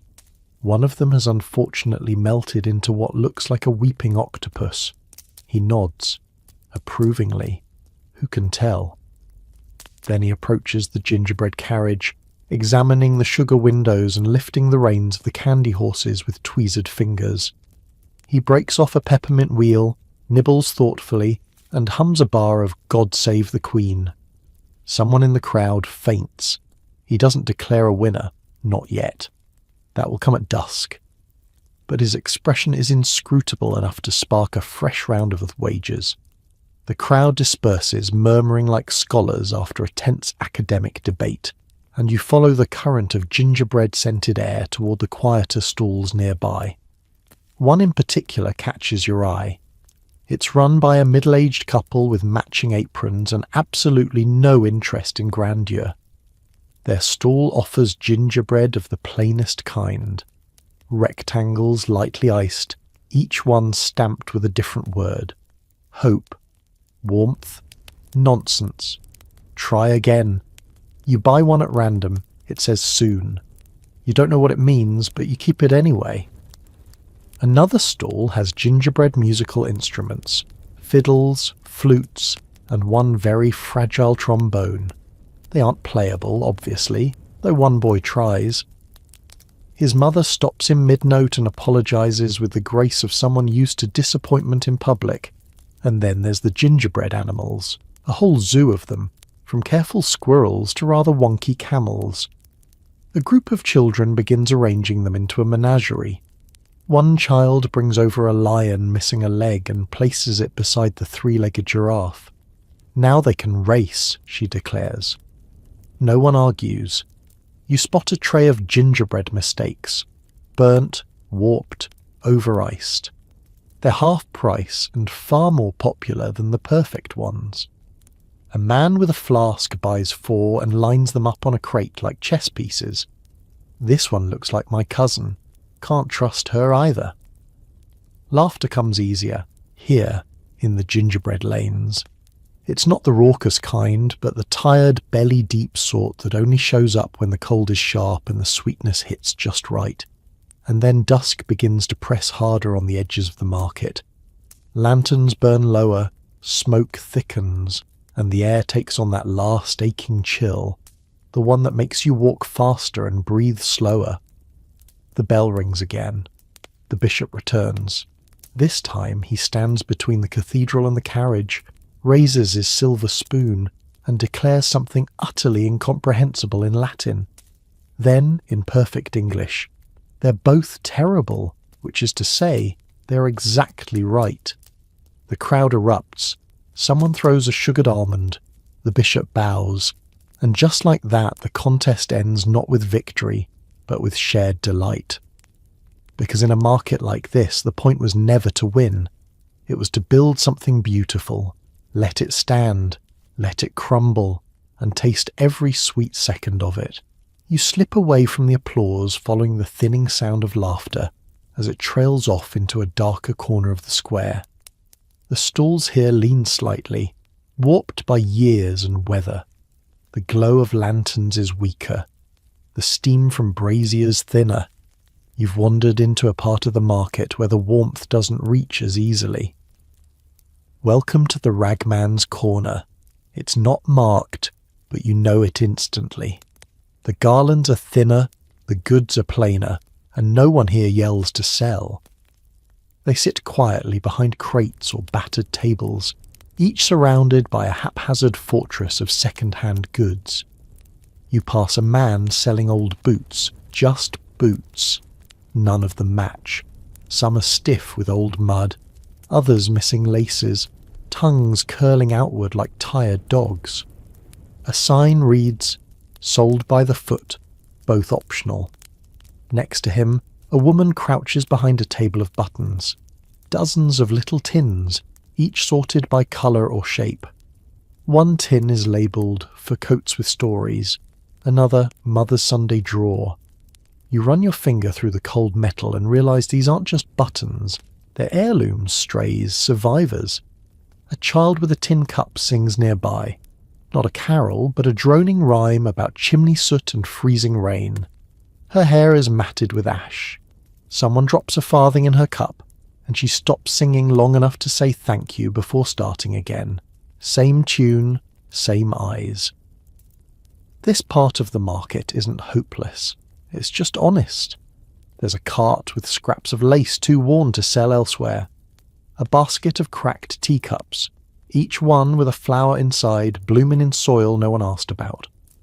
One man is trading used candles, burnt halfway down, some bent, one melted into the shape of a dog's head.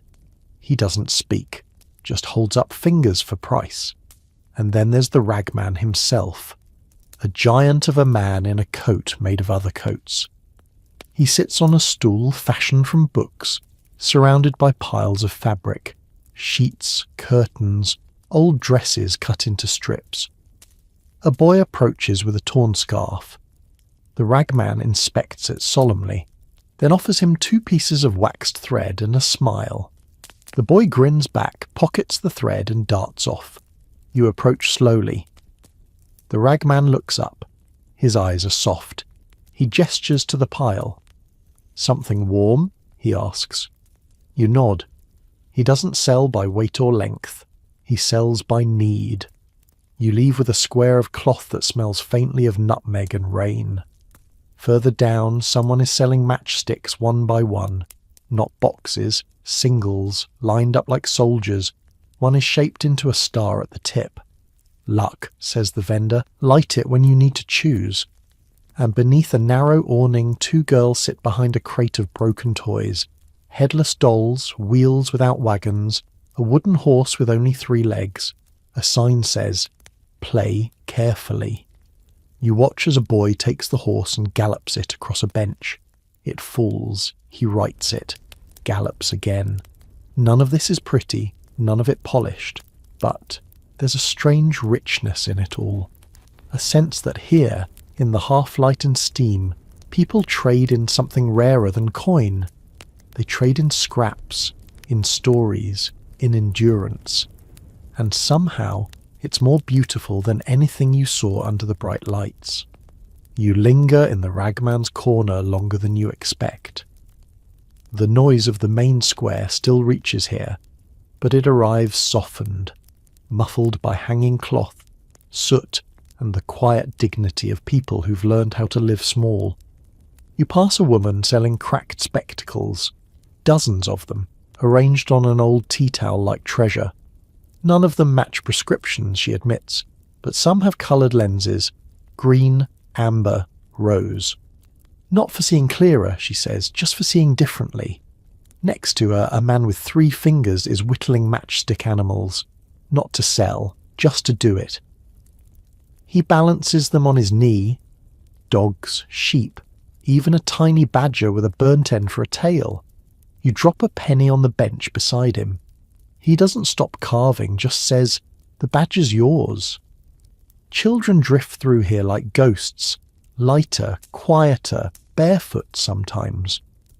One girl is dragging a makeshift sled made from chair legs and rope. It carries a doll made of sticks and feathers. She talks to it softly as she walks. You don't understand the words. You don't interrupt. There's no music here, but someone is tapping a spoon against a pot.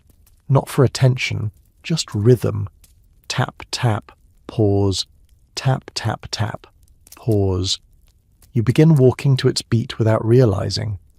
A woman with a bent back sits behind a tray of old spoons, each one twisted or tarnished. She calls them story spoons. For 1 farthing, she'll tell you where it came from. "This one stirred an elopement," she whispers. "This one was buried in a wall for 20 years. This one found its way back from India by accident." You ask for none. She chooses one anyway and presses it into your hand. You look like someone who needs a promise. You don't argue. Nearby, a vendor has hung strings of broken beads from a tree branch. They clink in the wind like sad little bells. She calls them lost necklaces. When asked who lost them, she replies, "Everyone, eventually." You smile and she smiles back, both of you knowing what she means. And then, as if summoned by the shadows themselves, a group of older children appear. arms laden with goods from brighter parts of the market. Not stolen, traded, bartered, scavenged. They begin distributing them to the stallholders in silence. A cracked candle here, a bag of roasted oats there. One even brings a toffee twist and lays it gently beside the match girl. She doesn't look up, but she pulls her knees in closer, holding the candy like a relic. No one thanks them. No one expects it. This isn't charity. This is market law. What goes around the square must come back around the alley. And somehow, in the half-frozen mud and ash, that feels more sacred than the fanciest ribbon or richest pie. You leave the ragman's corner slower than you entered. In your pocket, a spoon, a square of cloth, a piece of burnt toffee, and the sense that something small inside you has been restored. Not warmed, not decorated, but stitched back together. You ease back into the brighter part of the market like someone stepping out of a dream and into a play. The noise returns gradually, muffled at first, then full-throated. Laughter, vendors calling, the clang of a pot against a crate. But now, with the ragman's quiet still fresh in your bones, you hear it all differently. The first thing you notice is the smell, sugar and coal smoke. But beneath it, something softer. Lavender, rosewater, soap. You follow it to a narrow stall draped in pale fabric and edged in lace. A housemaid stands nearby, clutching her shawl tight around her shoulders. She doesn't belong here, not exactly, not as a shopper. You know this, by the way. She glances around nervously, as if expecting to be scolded for simply lingering too long in the perfume. But this is her one day off, and she's come with a purpose. In her gloved hand she carries a folded scrap of paper with a list, written in the small, careful script of someone who cannot afford to cross out mistakes. You catch a glimpse: tin whistle, 2 sugar mice, ribbon for hair, handkerchief with blue edge. She approaches the stall slowly, not because she's unsure, but because she's rehearsed this moment in her head 100 times and doesn't want to miss a single detail. The vendor, a woman with sharp eyes and a softer smile, asks no questions, just gestures to the row of trinkets on display. Tiny soaps shaped like birds, a set of 3 wooden tops painted but chipped, handkerchiefs stitched with trembling thread. The maid picks up the whistle first, tests the edge of the ribbon between thumb and forefinger, nods. Her list disappears back into her pocket. You realise these aren't gifts for herself. She's shopping for the children upstairs, the ones who will open parcels beside a roaring hearth while she polishes silver down the hall. She chooses well. The gifts are simple but thoughtful: a wooden rattle, a paper angel, a lavender sachet. And then, just as she turns to leave, her fingers brush a small tin mirror set in a velvet frame. Her hand lingers. It's not fancy, not expensive. The velvet is worn smooth at the corners, but she looks at her reflection for the briefest second. Eyes tired, lips chapped, hair tucked under a crooked bonnet. And then, without hesitation, she places it on the pile. No list, no explanation, just something for herself. You watch her pay, each coin counted carefully, fingers trembling just slightly from cold and resolve. The vendor wraps the bundle slowly, tenderly, ties it with red string, hands it over without a word. The maid walks away, back straight, steps quicker now. The parcel tucked under one arm, the mirror against her chest. And you think, this is the true heartbeat of the market. Not the showy ribbons or the sugared plums, but moments like this. Quiet, fierce acts of care that no one claps for. She vanishes into the crowd, a ripple of grey wool and quiet victory. And something about that makes the whole square seem warmer. You stay near the trinket stall for a little longer, watching the quiet parade of those like her, servants, seamstresses, tutors, errand girls. They move through the market differently than the rest. Not slower, not exactly, but carefully. Each purchase weighs more. Each coin is a decision. A footman in a threadbare coat, clearly off duty, examines a tray of metal hairpins. He tests their sturdiness, selects one, then hesitates before choosing a second. He wraps them together in a square of wax paper and places them gently into a wool sock already stuffed with dried rosemary. Next to him, a girl barely in her teens is choosing among jars of jam. Not the fancy ones sealed with wax and ribbons, but the ones that have lost their labels or whose fruit floats unevenly. She selects one, studies it against the light like a jeweller, then nods to herself. "Plum," she whispers. "Perfect." It's not just about what they're buying, it's about why. You spot another maid clutching a scarf far too fine for her uniform. She touches the fringe, then folds it back, then touches it again. Finally she sighs, chooses a less expensive handkerchief and begins to walk away. The vendor calls after her. "You dropped something," she turns. He tosses the scarf into her arms. "It's torn at the edge," he says. "Would have been thrown out anyway." She knows it isn't. She takes it anyway. Even the sweets sold here seem quieter. One boy in an apron buys 2 barley twists. One for his sister, one for himself. He breaks his in half before eating, pocketing the rest like treasure. A governess lingers over a single candle. She holds it close to her coat, tests the weight, asks about the wick. Then she asks the price. Her lips tighten. She nods anyway and pays. "It's for reading," she says softly, "after they've gone to bed." And for every servant who leaves with a brown paper parcel, there's a vendor watching them go with something softer in their eyes. Not pity, not charity, just understanding. Because the market isn't just for those with coins to burn, it's for those with reasons. You turn a corner and find yourself in a quieter passage, half sheltered by a sagging canopy. Here, someone has hung up a makeshift bulletin board. Scrawled notes pinned with bits of wire or broken buttons, seeking ribbon ends, red or blue. We'll trade thread for paper stars. Looking for sugar mice for twins. Have a pie tin. Barter lives here, tucked in the cracks. The notes flutter like prayers. Some are missing corners, others are written in pencil worn to stubs. But they tell stories too, of resourcefulness, of giving, of making something from nearly nothing. At the far end of the lane, an old woman is handing out oranges, not selling, handing out. Just a basket in her lap and a quiet merry with each one. No one asks why, no one questions. Some take them, some just smile. You leave that lane changed, heavier, but in a good way.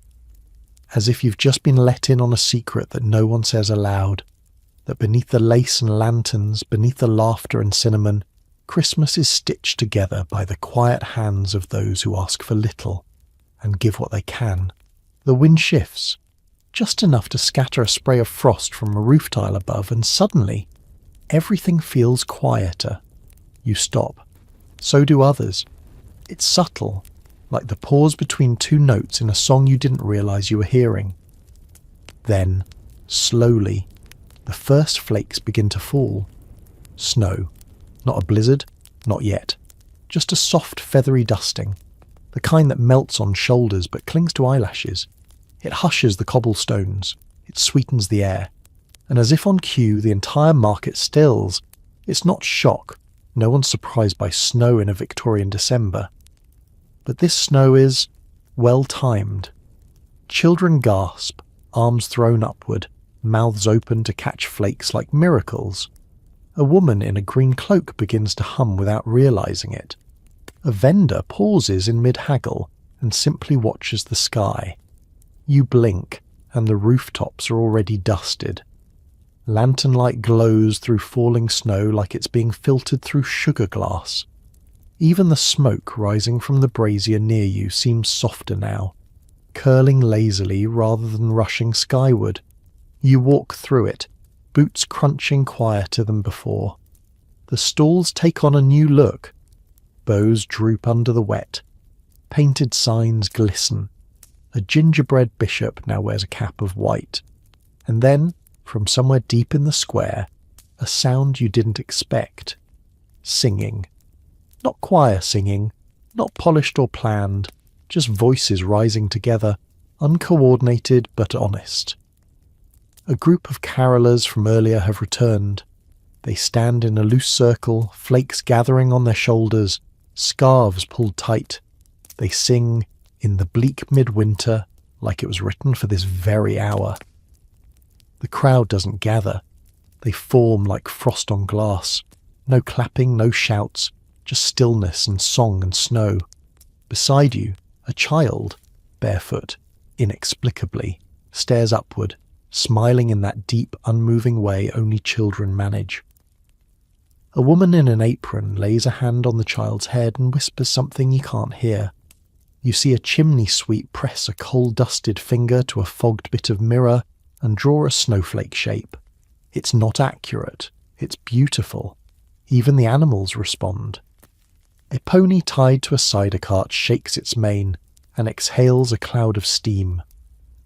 A market dog curls tighter under a blanket, tail thumping once. A goose, loose and proud, honks exactly once before settling itself into a nest of hay like royalty.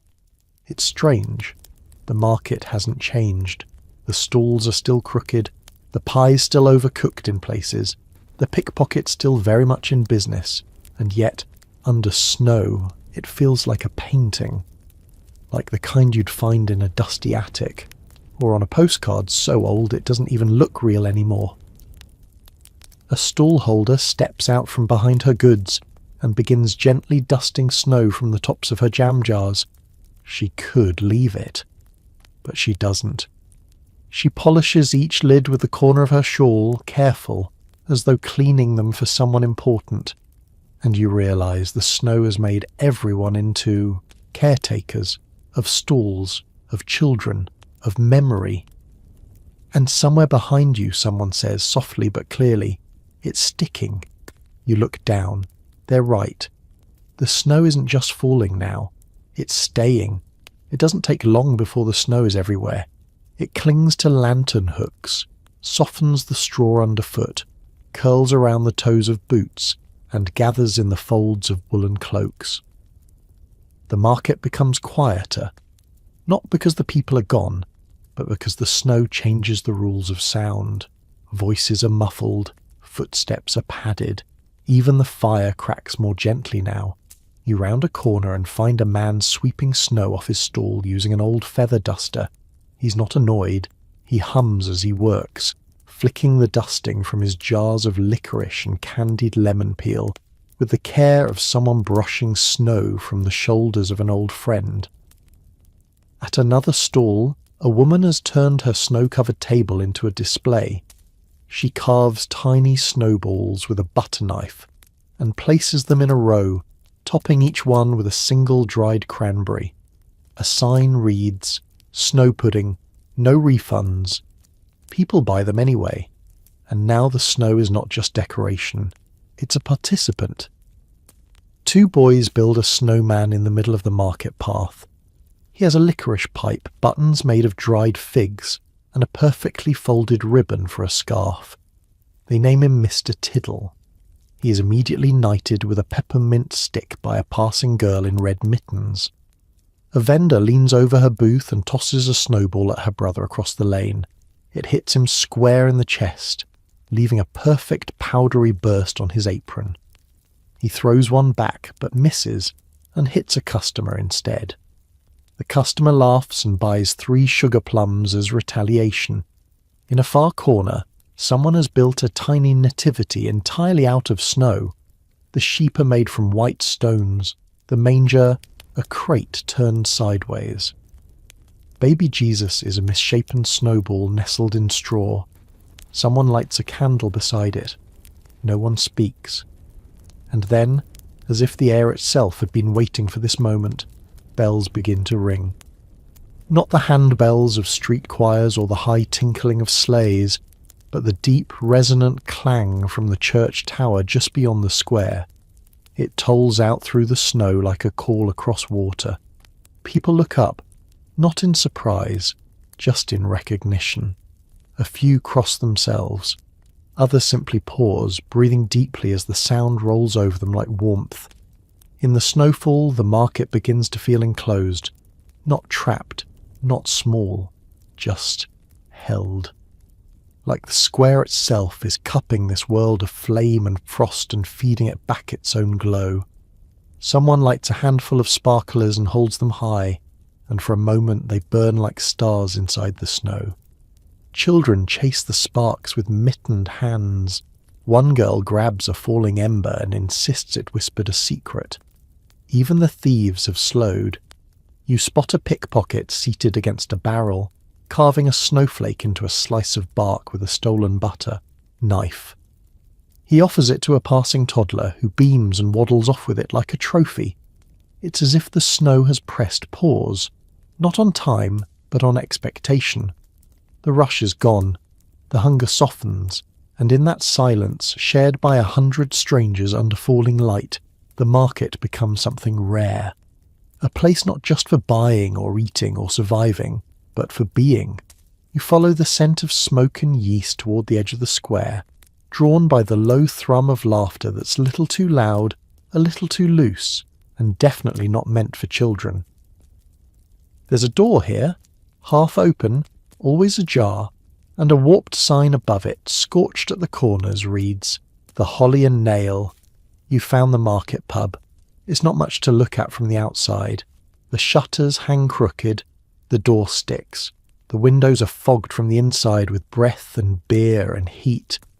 But once you step through, the cold peels away like an old coat. The room is low-beamed and packed, shoulder to shoulder, scarf to scarf. The air is thick with ale, roasted onions, damp wool, and something sharp and herbal that might be gin, or might be someone's failed attempt at cough syrup. The floor crunches underfoot, straw, dropped nutshells, maybe a button or two. Sawdust absorbs spills that no one bothers to clean. In one corner, someone's dog is sleeping directly on top of a sack of turnips. No one moves it. The turnips are clearly his now.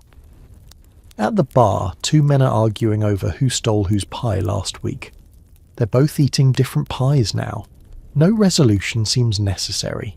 You find a narrow table beside a fire so hot it could melt the hinges off a church door.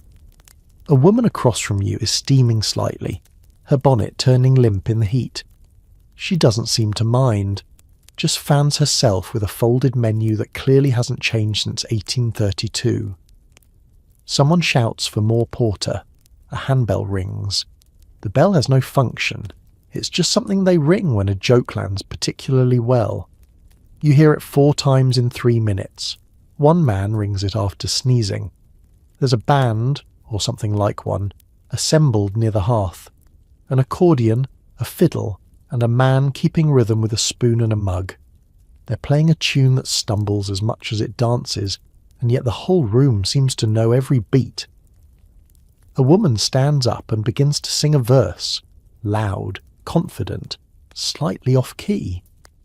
The rest of the pub joins in, with varying degrees of accuracy and effort. Someone shouts, "Verse 3 is banned," and everyone skips it like a well-worn ritual. A tray of sausage rolls makes the rounds. Flaky, hot, a little suspicious. A man at your elbow passes you one with a grin. "No one's died this week," he says, biting into his. "You take your chances." Behind the bar, the landlady rules with a ladle and a side-eye sharp enough to slice cheese. She doesn't ask what you want. She just slides you a pewter mug filled with something dark, foamy, and strong enough to earn your respect. A chimney sweep in a Santa hat gets up to do an impression of a bishop, then slips on a raisin and takes out 2 chairs. Applause follows. Someone tosses him a coin. He bows deeply, as if this had been planned. It's not polite in here, it's not tidy, but it's warm. It's alive. The kind of warmth that doesn't just touch your fingers, but kicks the cold straight out of your ribs. And for a moment, elbow-deep in laughter, lantern glow flickering off sticky tables, you understand why people return to this place year after year. Because even in a world of cold streets and silent snow, some corners still know how to roar. You linger longer than planned inside the Holly and Nail. Everyone does. It's that kind of place. The air heavy with stories and ale. The kind of warmth you don't just feel on your skin, but in the marrow. At the far end of the room, a group of old men are arguing over which Christmas was the coldest. One insists it was the year Queen Victoria sneezed at Windsor and caused a week of ice. Another swears it was the year of the Great Egg Freeze, which might be a joke, might be local legend, you're not sure. Someone shouts, "Tell the eel story," and a man near the fire groans, "Not again." The storyteller begins anyway. Something about an eel, a glove, and a ruined marriage proposal. You don't catch the details. The pub bell rings halfway through from sheer delight. In the corner, an improvised game has started, buttons tossed into a cracked tankard. The rules shift constantly. Each round a new rule is declared. Left hand only. Must rhyme your toss. No boots allowed. No one wins. Everyone laughs. Even the staff are part of the chaos. The barmaid swaps out someone's half-finished drink for a slice of meat pie with a deadpan. You've had enough. The man accepts this with the solemnity of a church verdict. By the hearth, someone has drawn a chalk star on the bricks.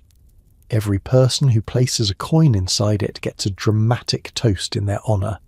To Margaret, slayer of cold feet. To Bernard, who survived the 2-for-1 kidney pie fiasco. The toasts are nonsense. The joy is real. And then, perhaps inevitably, the back room opens. It's not large. Just a narrow annex with crooked beams and curtains for a door. But inside, the volume drops. The flickering lanterns are lower here, more golden than firelit. The laughter softens to murmurs. A few couples sit at small tables huddled close over mugs of something sweet. There are no games here, no toasts, just quiet. You slip into the shadows, unseen, and watch the softer side of the market unfold. A woman in a linen cap rests her hand on a man's knee, both of them just staring into the same spot on the table. A pair of stall holders lean in to share a laugh that ends in silence, the kind that says everything without needing to say anything at all. A young man scribbles something into a notebook, unaware he's humming. A girl nearby listens, pretending not to. Even the barmaid changes here. Slower movements, softer voice. She sets down mugs and disappears again without needing a word. This back room doesn't offer warmth like the hearth. It offers stillness, a place to stop jangling, a pause in the music. And for those who've spent the whole day trading smiles, shouts, and sales, this corner is a lifeline. A man near the curtain lifts his mug and says softly, "To peace, then." No one replies. No one needs to. Because inside the market pub, laughter rules the front room.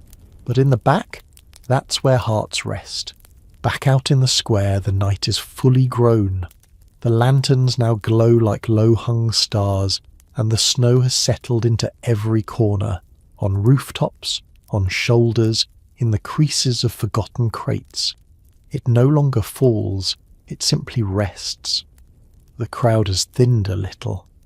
Families with children have wandered home, their mittens soggy and their cheeks stained with jam. The air is quieter, but not empty.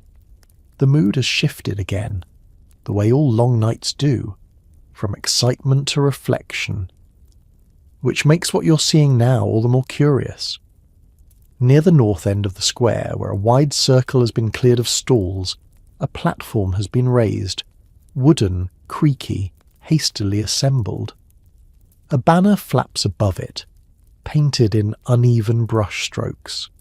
Thames Frost Fair Review. 1 night only. But that doesn't make sense. The frost fairs were on the river, on the Thames itself, back when the water froze solid enough to walk on.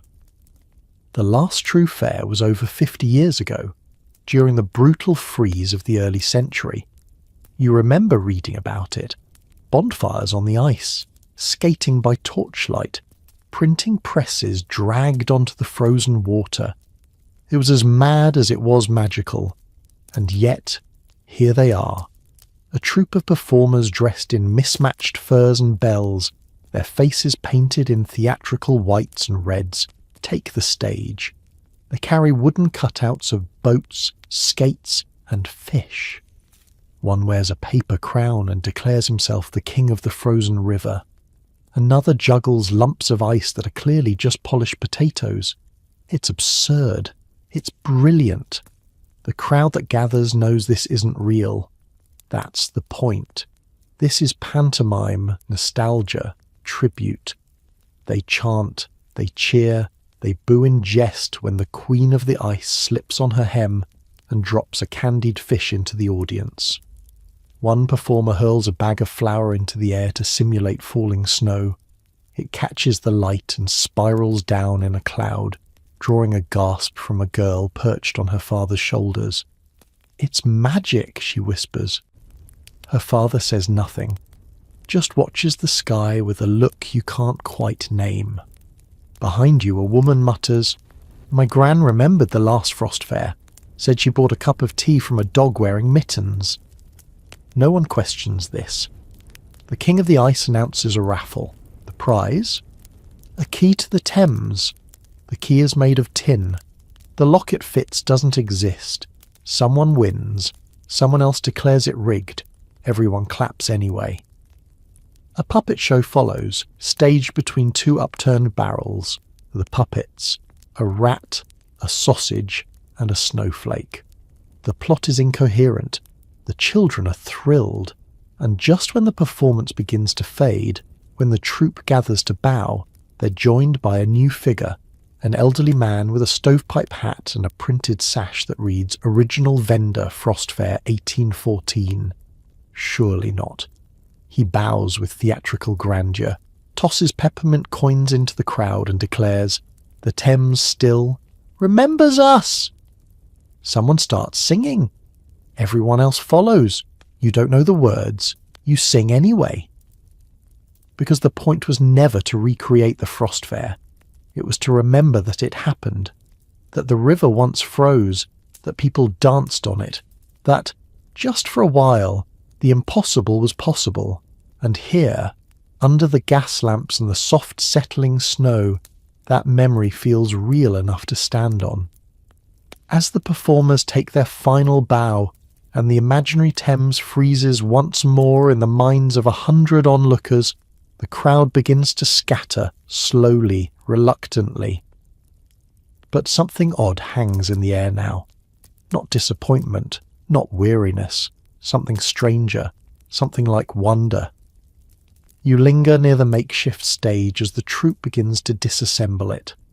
The Queen of the Ice peels off her paper crown and begins sweeping up bits of flour snow. The juggler carefully pockets his polished potatoes, humming a tune that has no ending. The original vendor removes his sash, folds it neatly, and tucks it into a tin lunchbox. You ask him, quietly, more of a joke than a real question, if he was really there in 1814. He just winks and says, "My bones remember." Then he limps off whistling. A boy nearby scoops up some of the remaining fake snow and presses it into a jar labelled Frost Fair Dust. His sister solemnly declares she'll sell it for 3 farthings and 1 secret. A customer immediately appears, and for a few minutes the square becomes its own little legend, half stage, half snow globe. But like all good stories, it begins to close. A cart is wheeled into the square from the west, its wheels squealing in protest. It's painted in chipping red, with gold letters that once read something grand, now faded beyond legibility. Inside sit 3 figures. One is a man in a tall velvet hat, wrapped in scarves. One is a woman wearing bells on her boots and a string of cards pinned to her shawl. Tarot maybe, or train tickets. The third is a child, or at least small, dressed in layered cloth and holding a lantern that gives off no light. They say nothing. They simply sit, watching. A few people pass and drop coins into a bucket at their feet. Not out of obligation, but ritual. No performance is happening, no pitch is made. But somehow everyone knows this is the final act. You sit on a nearby crate, breath fogging in the lamplight, and you watch them watch. The lantern flickers for the first time, just once. Behind you, a group of stall holders begins to pack up their things. Not quickly, not carelessly, but with the deliberate rhythm of those who've done this many winters before. A string of dried apples is untied from a beam and eaten on the spot. A broken tin toy is slipped into a pocket. A candle is blown out with the same tenderness one might use for a sleeping child. Two vendors embrace. One of them weeps, just a little. Someone rings a handbell, one clear chime. It echoes down the alleys like a line drawn beneath a poem. The cart creaks once more. The man in the velvet hat raises a hand in salute. The woman jingles her boots. The child's lantern glows again, briefly, gently, and then goes dark. They roll away. No one follows. And you're left with a square dimmed, dusted in snow, and steeped in something heavier than nostalgia. Not sadness, just the closing of something rare. The Frost Fair troupe was never trying to trick you. Not really. They were reminding you. Some things are only ever real for one night, and if you're lucky enough to witness them, you don't ask questions. You just hold the memory like a warm coal. The Frost Fair dissolves into memory behind you as you wander down a quieter row, where the noise of the crowd is hushed and the lanterns grow sparser. There's a lull in the wind now, and for a while it's just the soft creak of snow underfoot and the distant echo of bells. Real or imagined, you can't be sure. You're walking past the older stalls now, ones that don't shout for your attention, but whisper instead. They stand beneath garlands made of dried rose hips and faded ribbon, offering wares that seem less interested in being bought and more content to simply exist. A crooked wooden stand displays only 3 items: a single iron key, a hair comb with a missing tooth, and a letter sealed in red wax. No address, no name. A sign says, "Objects lost and found." The woman behind the stall doesn't speak. She just smiles and nods as if you've already made your choice. Further on there's a bookstall, but not the usual kind. Each book here is bound in worn cloth stained with time. No titles, no covers, just symbols drawn in ink that's gone sepia with age. The bookseller explains in a low voice, "These aren't for reading, they're for remembering." You pick one up. The pages are blank except for a single note scribbled in the margin. December tastes like smoke and orange peel. You set it down gently, unsure why you suddenly feel like crying. Nearby, a man carves small wooden animals, each the size of a thumb. You watch as he shapes a fox from a block of oak, never once looking up. There's a basket beside him filled with others, badgers, hares, tiny owls with ink dot eyes. "They remember your voice," he murmurs. "Speak kindly to them." You move along. There's no real path here, just the gentle drift of footfalls leading you deeper into this forgotten stretch of market. You begin to notice that many of these vendors don't speak unless spoken to. Some don't speak at all. One simply points to a sign that reads, "Everything here is already yours." You pass a table of bundled herbs, fennel, rosemary, dried nettle, tied with waxed twine and pinned with paper tags. The tags read things like, "For homesickness," "For remembering old songs," "For making peace with what was." A hunched woman with 1,000 pins in her cloak asks if you'd like a charm. For warmth, she says, or luck, or losing things on purpose. She gestures to a tray of trinkets, bent thimbles, cracked buttons, the head of a porcelain doll. You choose a pebble with a hole worn through the middle. She ties it onto a string and places it around your wrist like it's a vow. A boy offers you a candle, not to buy, but to carry. Just hold it, he says. That's all it needs. The candle is cold, unlit, and faintly smells of beeswax and pine. You carry it. No one here seems concerned with coin. No one haggles. No one rushes. You begin to wonder if this section of the market exists on the same map as the rest, or if it's some seasonal pocket that opens only when the frost is just right and your heart is quiet enough to hear it.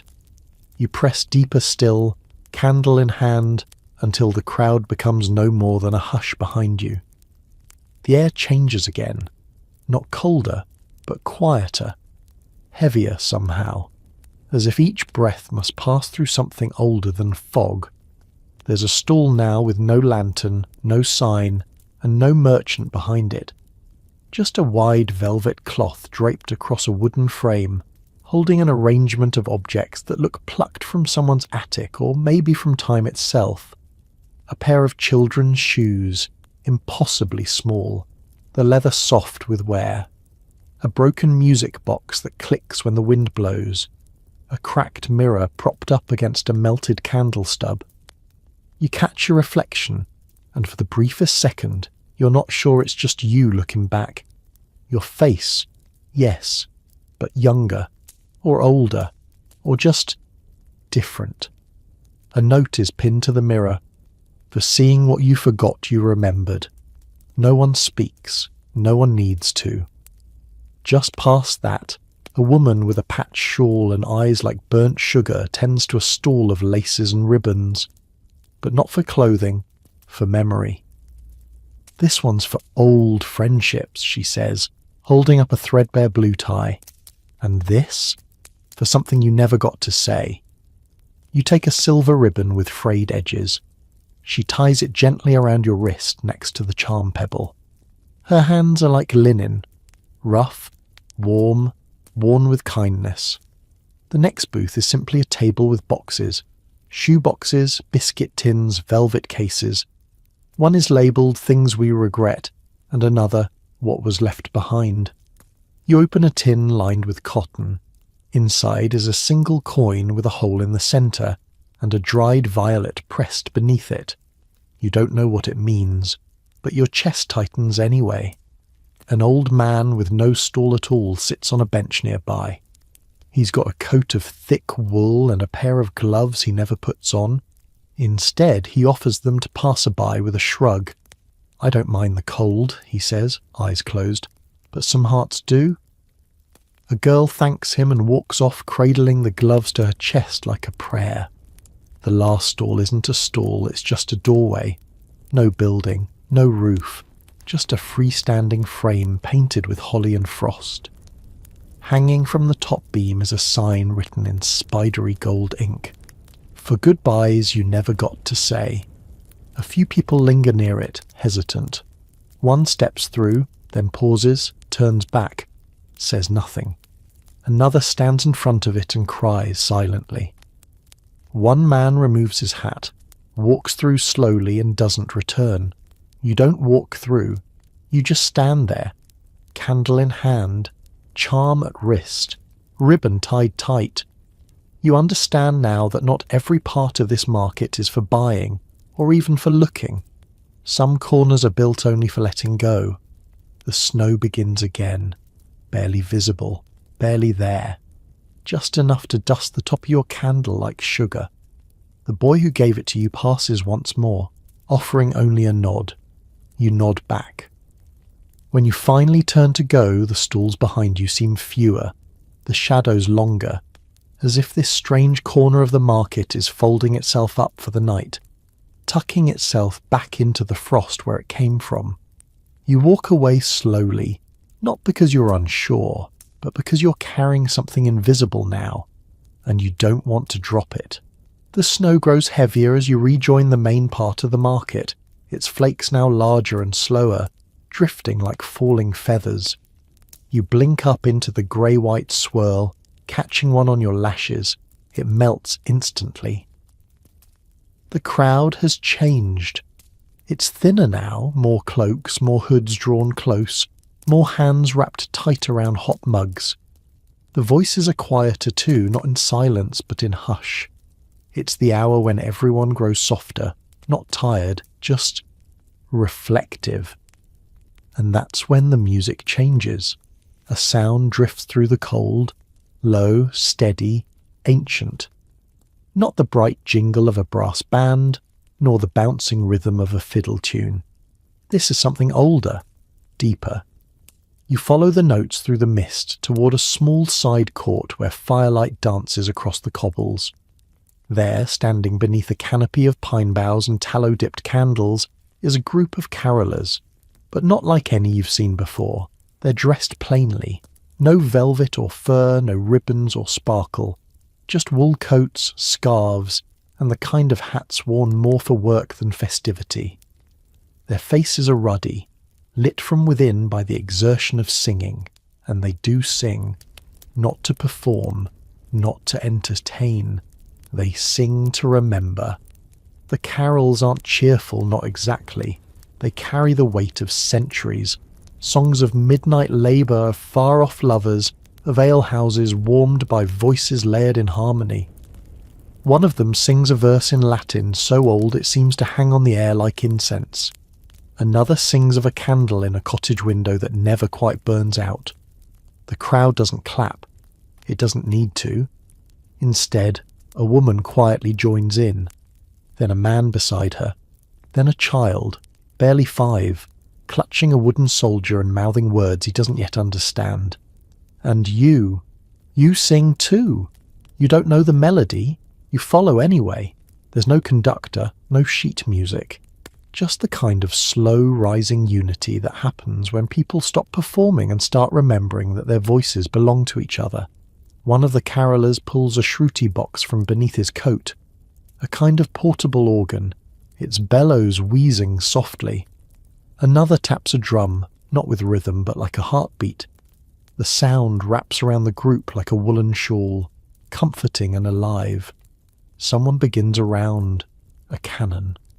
One voice starts, another enters, then another.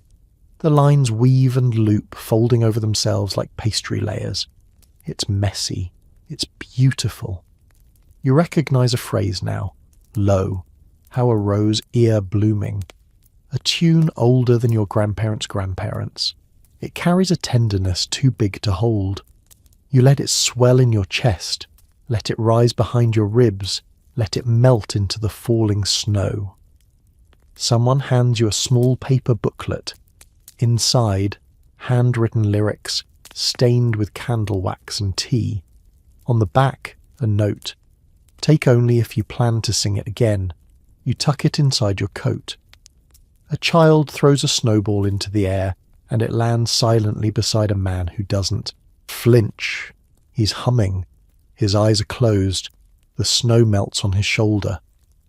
As the final carol fades, no one applauds. They simply bow their heads, share a glance, and step back into the night. This silence they leave behind is not empty. It hums. You linger at the edge of the courtyard, the last note still settling like dust around your ears. The snow is falling heavier now, and everything, the stones, the stalls, even the voices, feels wrapped in a soft hush. You don't want to leave the carolers just yet. Not because they're still singing, but because the moment hasn't quite let you go. Just beyond the singing square, you catch the faint scent of citrus and cloves. It coils through the snow like a ribbon, leading you toward another corner of the market you haven't noticed before. A narrow alley, lit by the steady flicker of oil lanterns, opens like a pocket between two buildings. You step in, and you're met with the warmth of oranges. Real ones, crates of them, stacked beside braziers where vendors roast spiced nuts and ladle glowing cider into mismatched mugs. There's something almost scandalous about their colour in all this grey, bright and bursting with a promise that doesn't belong to winter. You pick one up. It fits in your palm like a memory. The peel is cold, but the scent is fire and feasts and the feeling of being loved. "This one's on the house," says the old man running the stall. His teeth are brown from decades of mulled wine. "From Seville," he adds proudly. "Came by way of Liverpool docks, the last crate before the ice set in." He's lying, of course, but it doesn't matter. You peel the orange slowly, letting the rind crack and curl into your gloves. The fruit is tart, sweet, and so alive it makes your teeth ache. A child beside you bites into hers like it's the first food she's ever had. Juice runs down her chin. Her mother doesn't stop her. Someone laughs. And just like that, the market breathes again.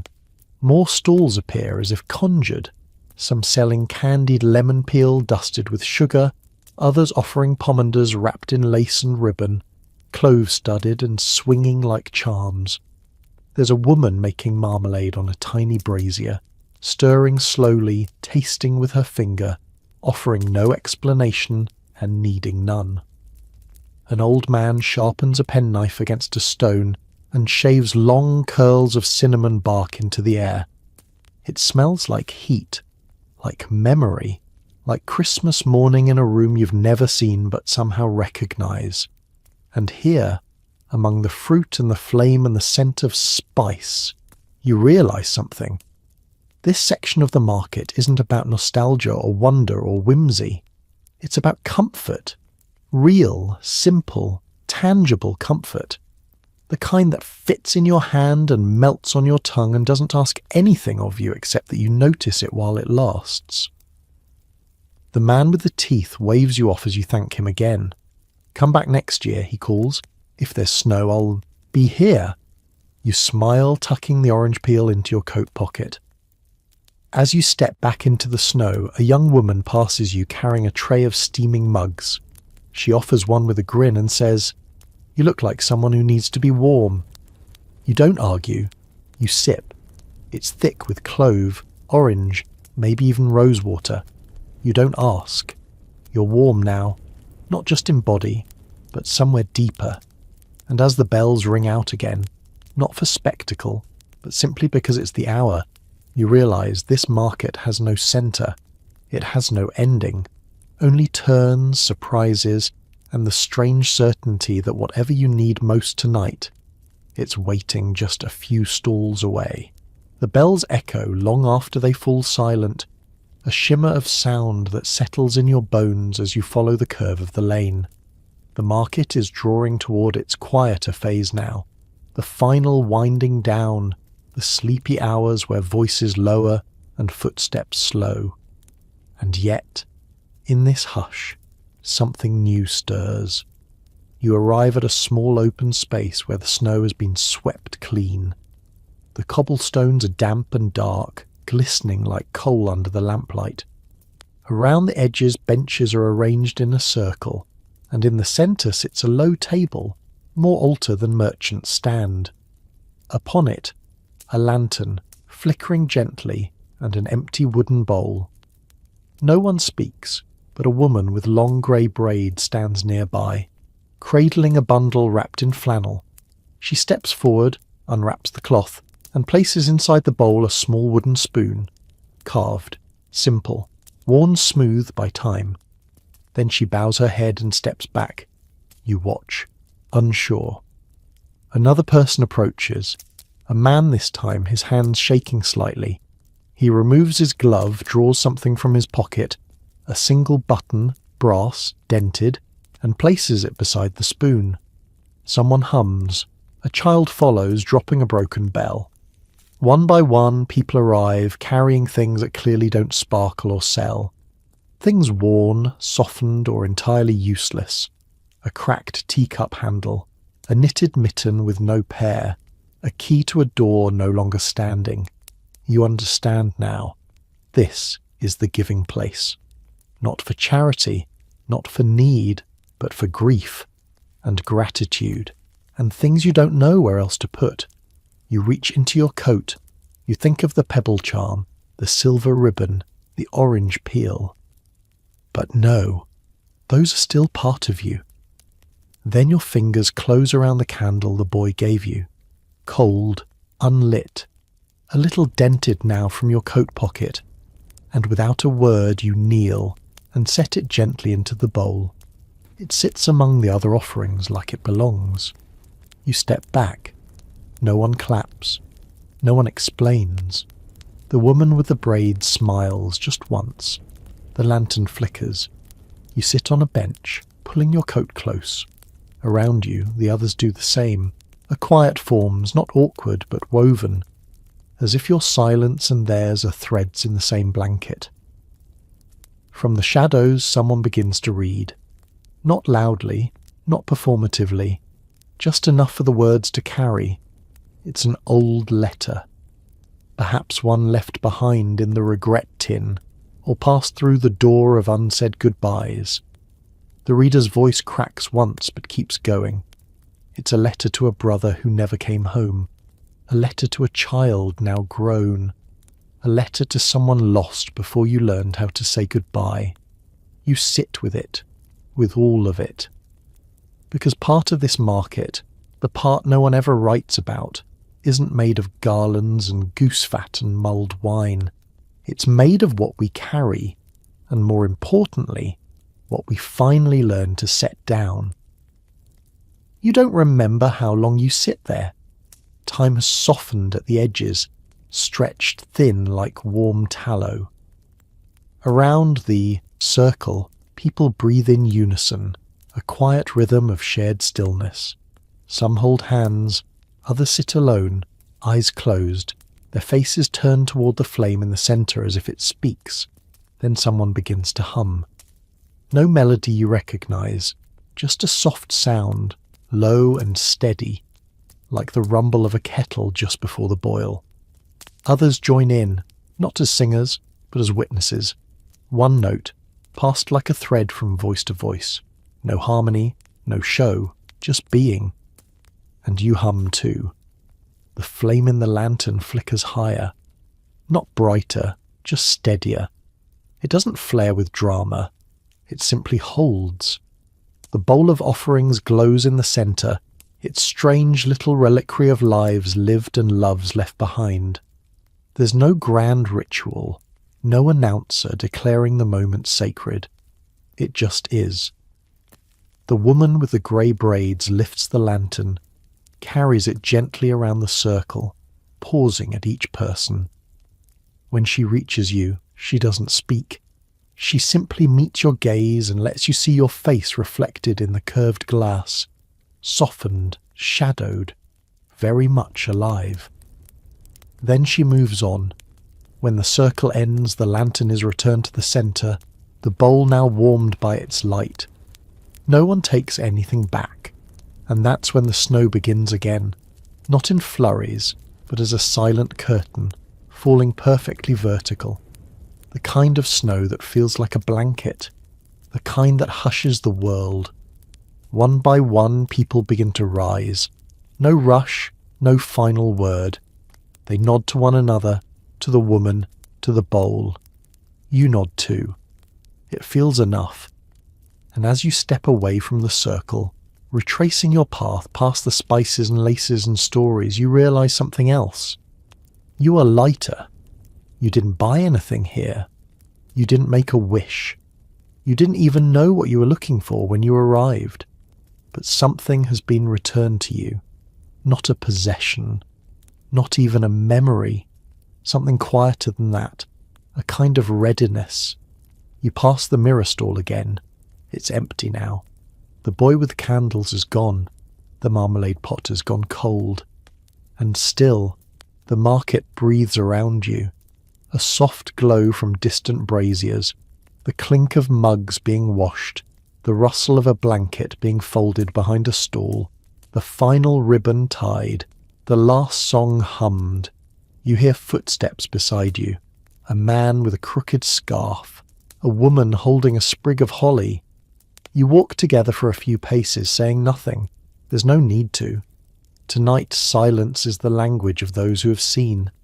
You pass the gates of the market once more, now barely visible under the falling snow. The archway looks smaller now. Maybe you've grown. As you step through it, a gust of wind lifts the snow just enough to clear your path, and just before it settles again, you glance back. The market is gone, not vanished, just resting, waiting, until the snow returns. You're not quite ready to go home. Not yet. Your boots crunch softly over the untouched snow as you wander away from the place where the market once shimmered, where the lights, the laughter, the spice and shadow all folded themselves back into the winter night. The wind is gentler now, the air sharp, but not cruel. You walk without thinking, following the path your feet seem to remember on their own. Ahead, the faint shape of a narrow stone bridge comes into view. It arches low over a frozen canal, its railings dusted with snow like powdered sugar on a pastry. You step onto it, pause in the middle, and look down. The ice is solid now, its surface glittering faintly beneath the glow of gas lamps. A single red ribbon, lost from someone's bonnet or bundle, lies curled against the frozen edge like a sleeping creature. You exhale slowly, watching the cloud of your breath rise and vanish into the sky. And it's here, in this quiet pocket beyond the market, that the final glimpse of the old Christmas world waits for you. On the far side of the bridge, tucked into the archway of a crumbling wall, sits a tiny makeshift stall. No sign, no candles, just a woman in a shawl, a charcoal brazier burning low beside her, and a crate at her feet. She doesn't call out, doesn't hawk. She simply waits, her face lined not with age, but with long seasons of watching. You approach, and she nods once as if she's been expecting you. From the crate she lifts an object wrapped in wool and passes it gently into your hands. It's not warm, but it's not cold either, just steady. You unwrap it carefully. Inside, a glass snow globe. Not the gaudy kind with glitter or music. This one is different, older, heavier. The glass slightly imperfect, the base carved with initials long worn away. Inside, beneath the dome, is a miniature market scene. But it isn't a souvenir.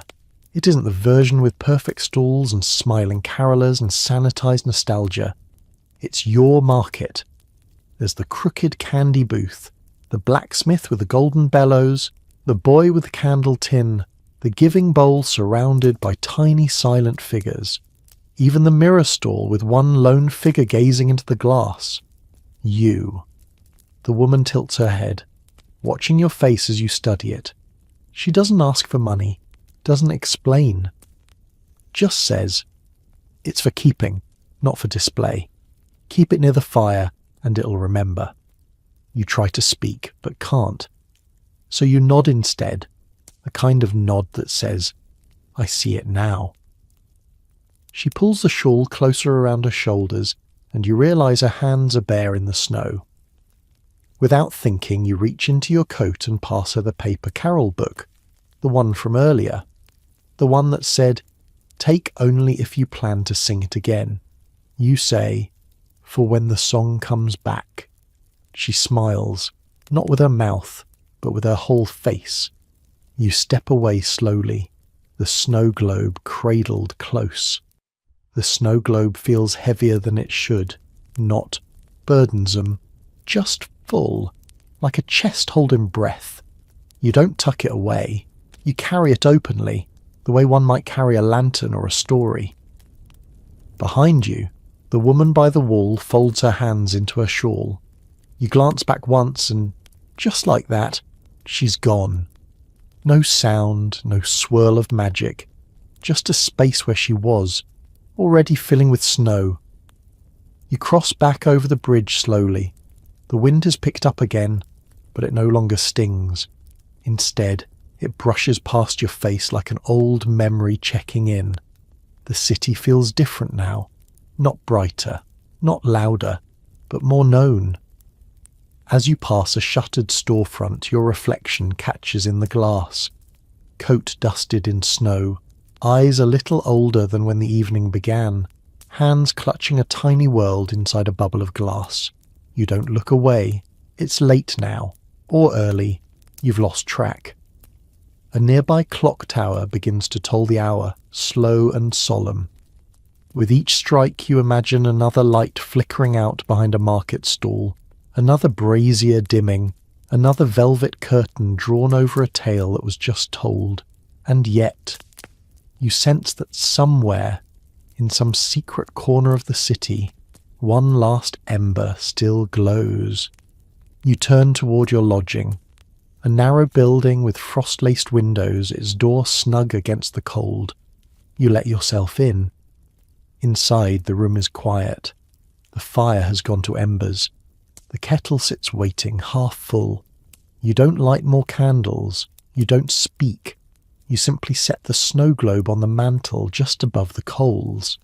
The glass fogs slightly, then clears, and as you settle into your chair, the scene inside the dome begins to shimmer ever so faintly. The boy with the tin of candles turns to face you, smiles. The market, you realize, doesn't live in the past. It lives in those who found it and remember. You close your eyes, your body sinking into warmth and the weight of silence.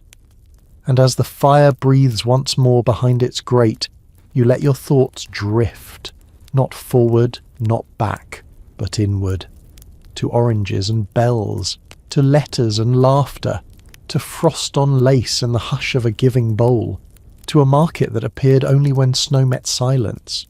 You understand now why it disappeared, because it never truly left. It simply waits, beneath the surface of winter, beneath your own skin, for the right night, the right heart, the right kind of snow, and when it comes again, you'll know where to find it. Let your breath slow now. There's no need to hold on to anything. Not the warmth of the market, not the ribbon in the snow, not even the memory of that tiny snow globe glowing on the mantel. Everything that mattered is already settled inside you. The lanterns are out. The frost has softened into a gentle glow.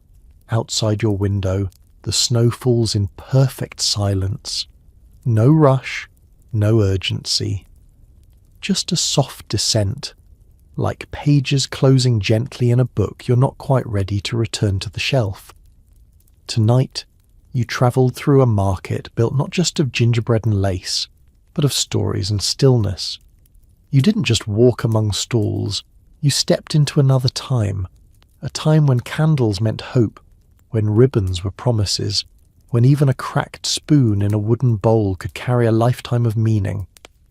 And you remembered what it feels like to give something up, and to find something unexpected in return. Let the hush of that giving circle stay with you. Let the warmth of the brass bell and the crooked stool linger in your dreams. Tomorrow will come, as it always does. But tonight, you're somewhere else. Beneath the falling snow, inside the flicker of memory, in a winter world that only appears when you're quiet enough to hear it. Sleep well, traveller, and if you ever return, the gate will be open,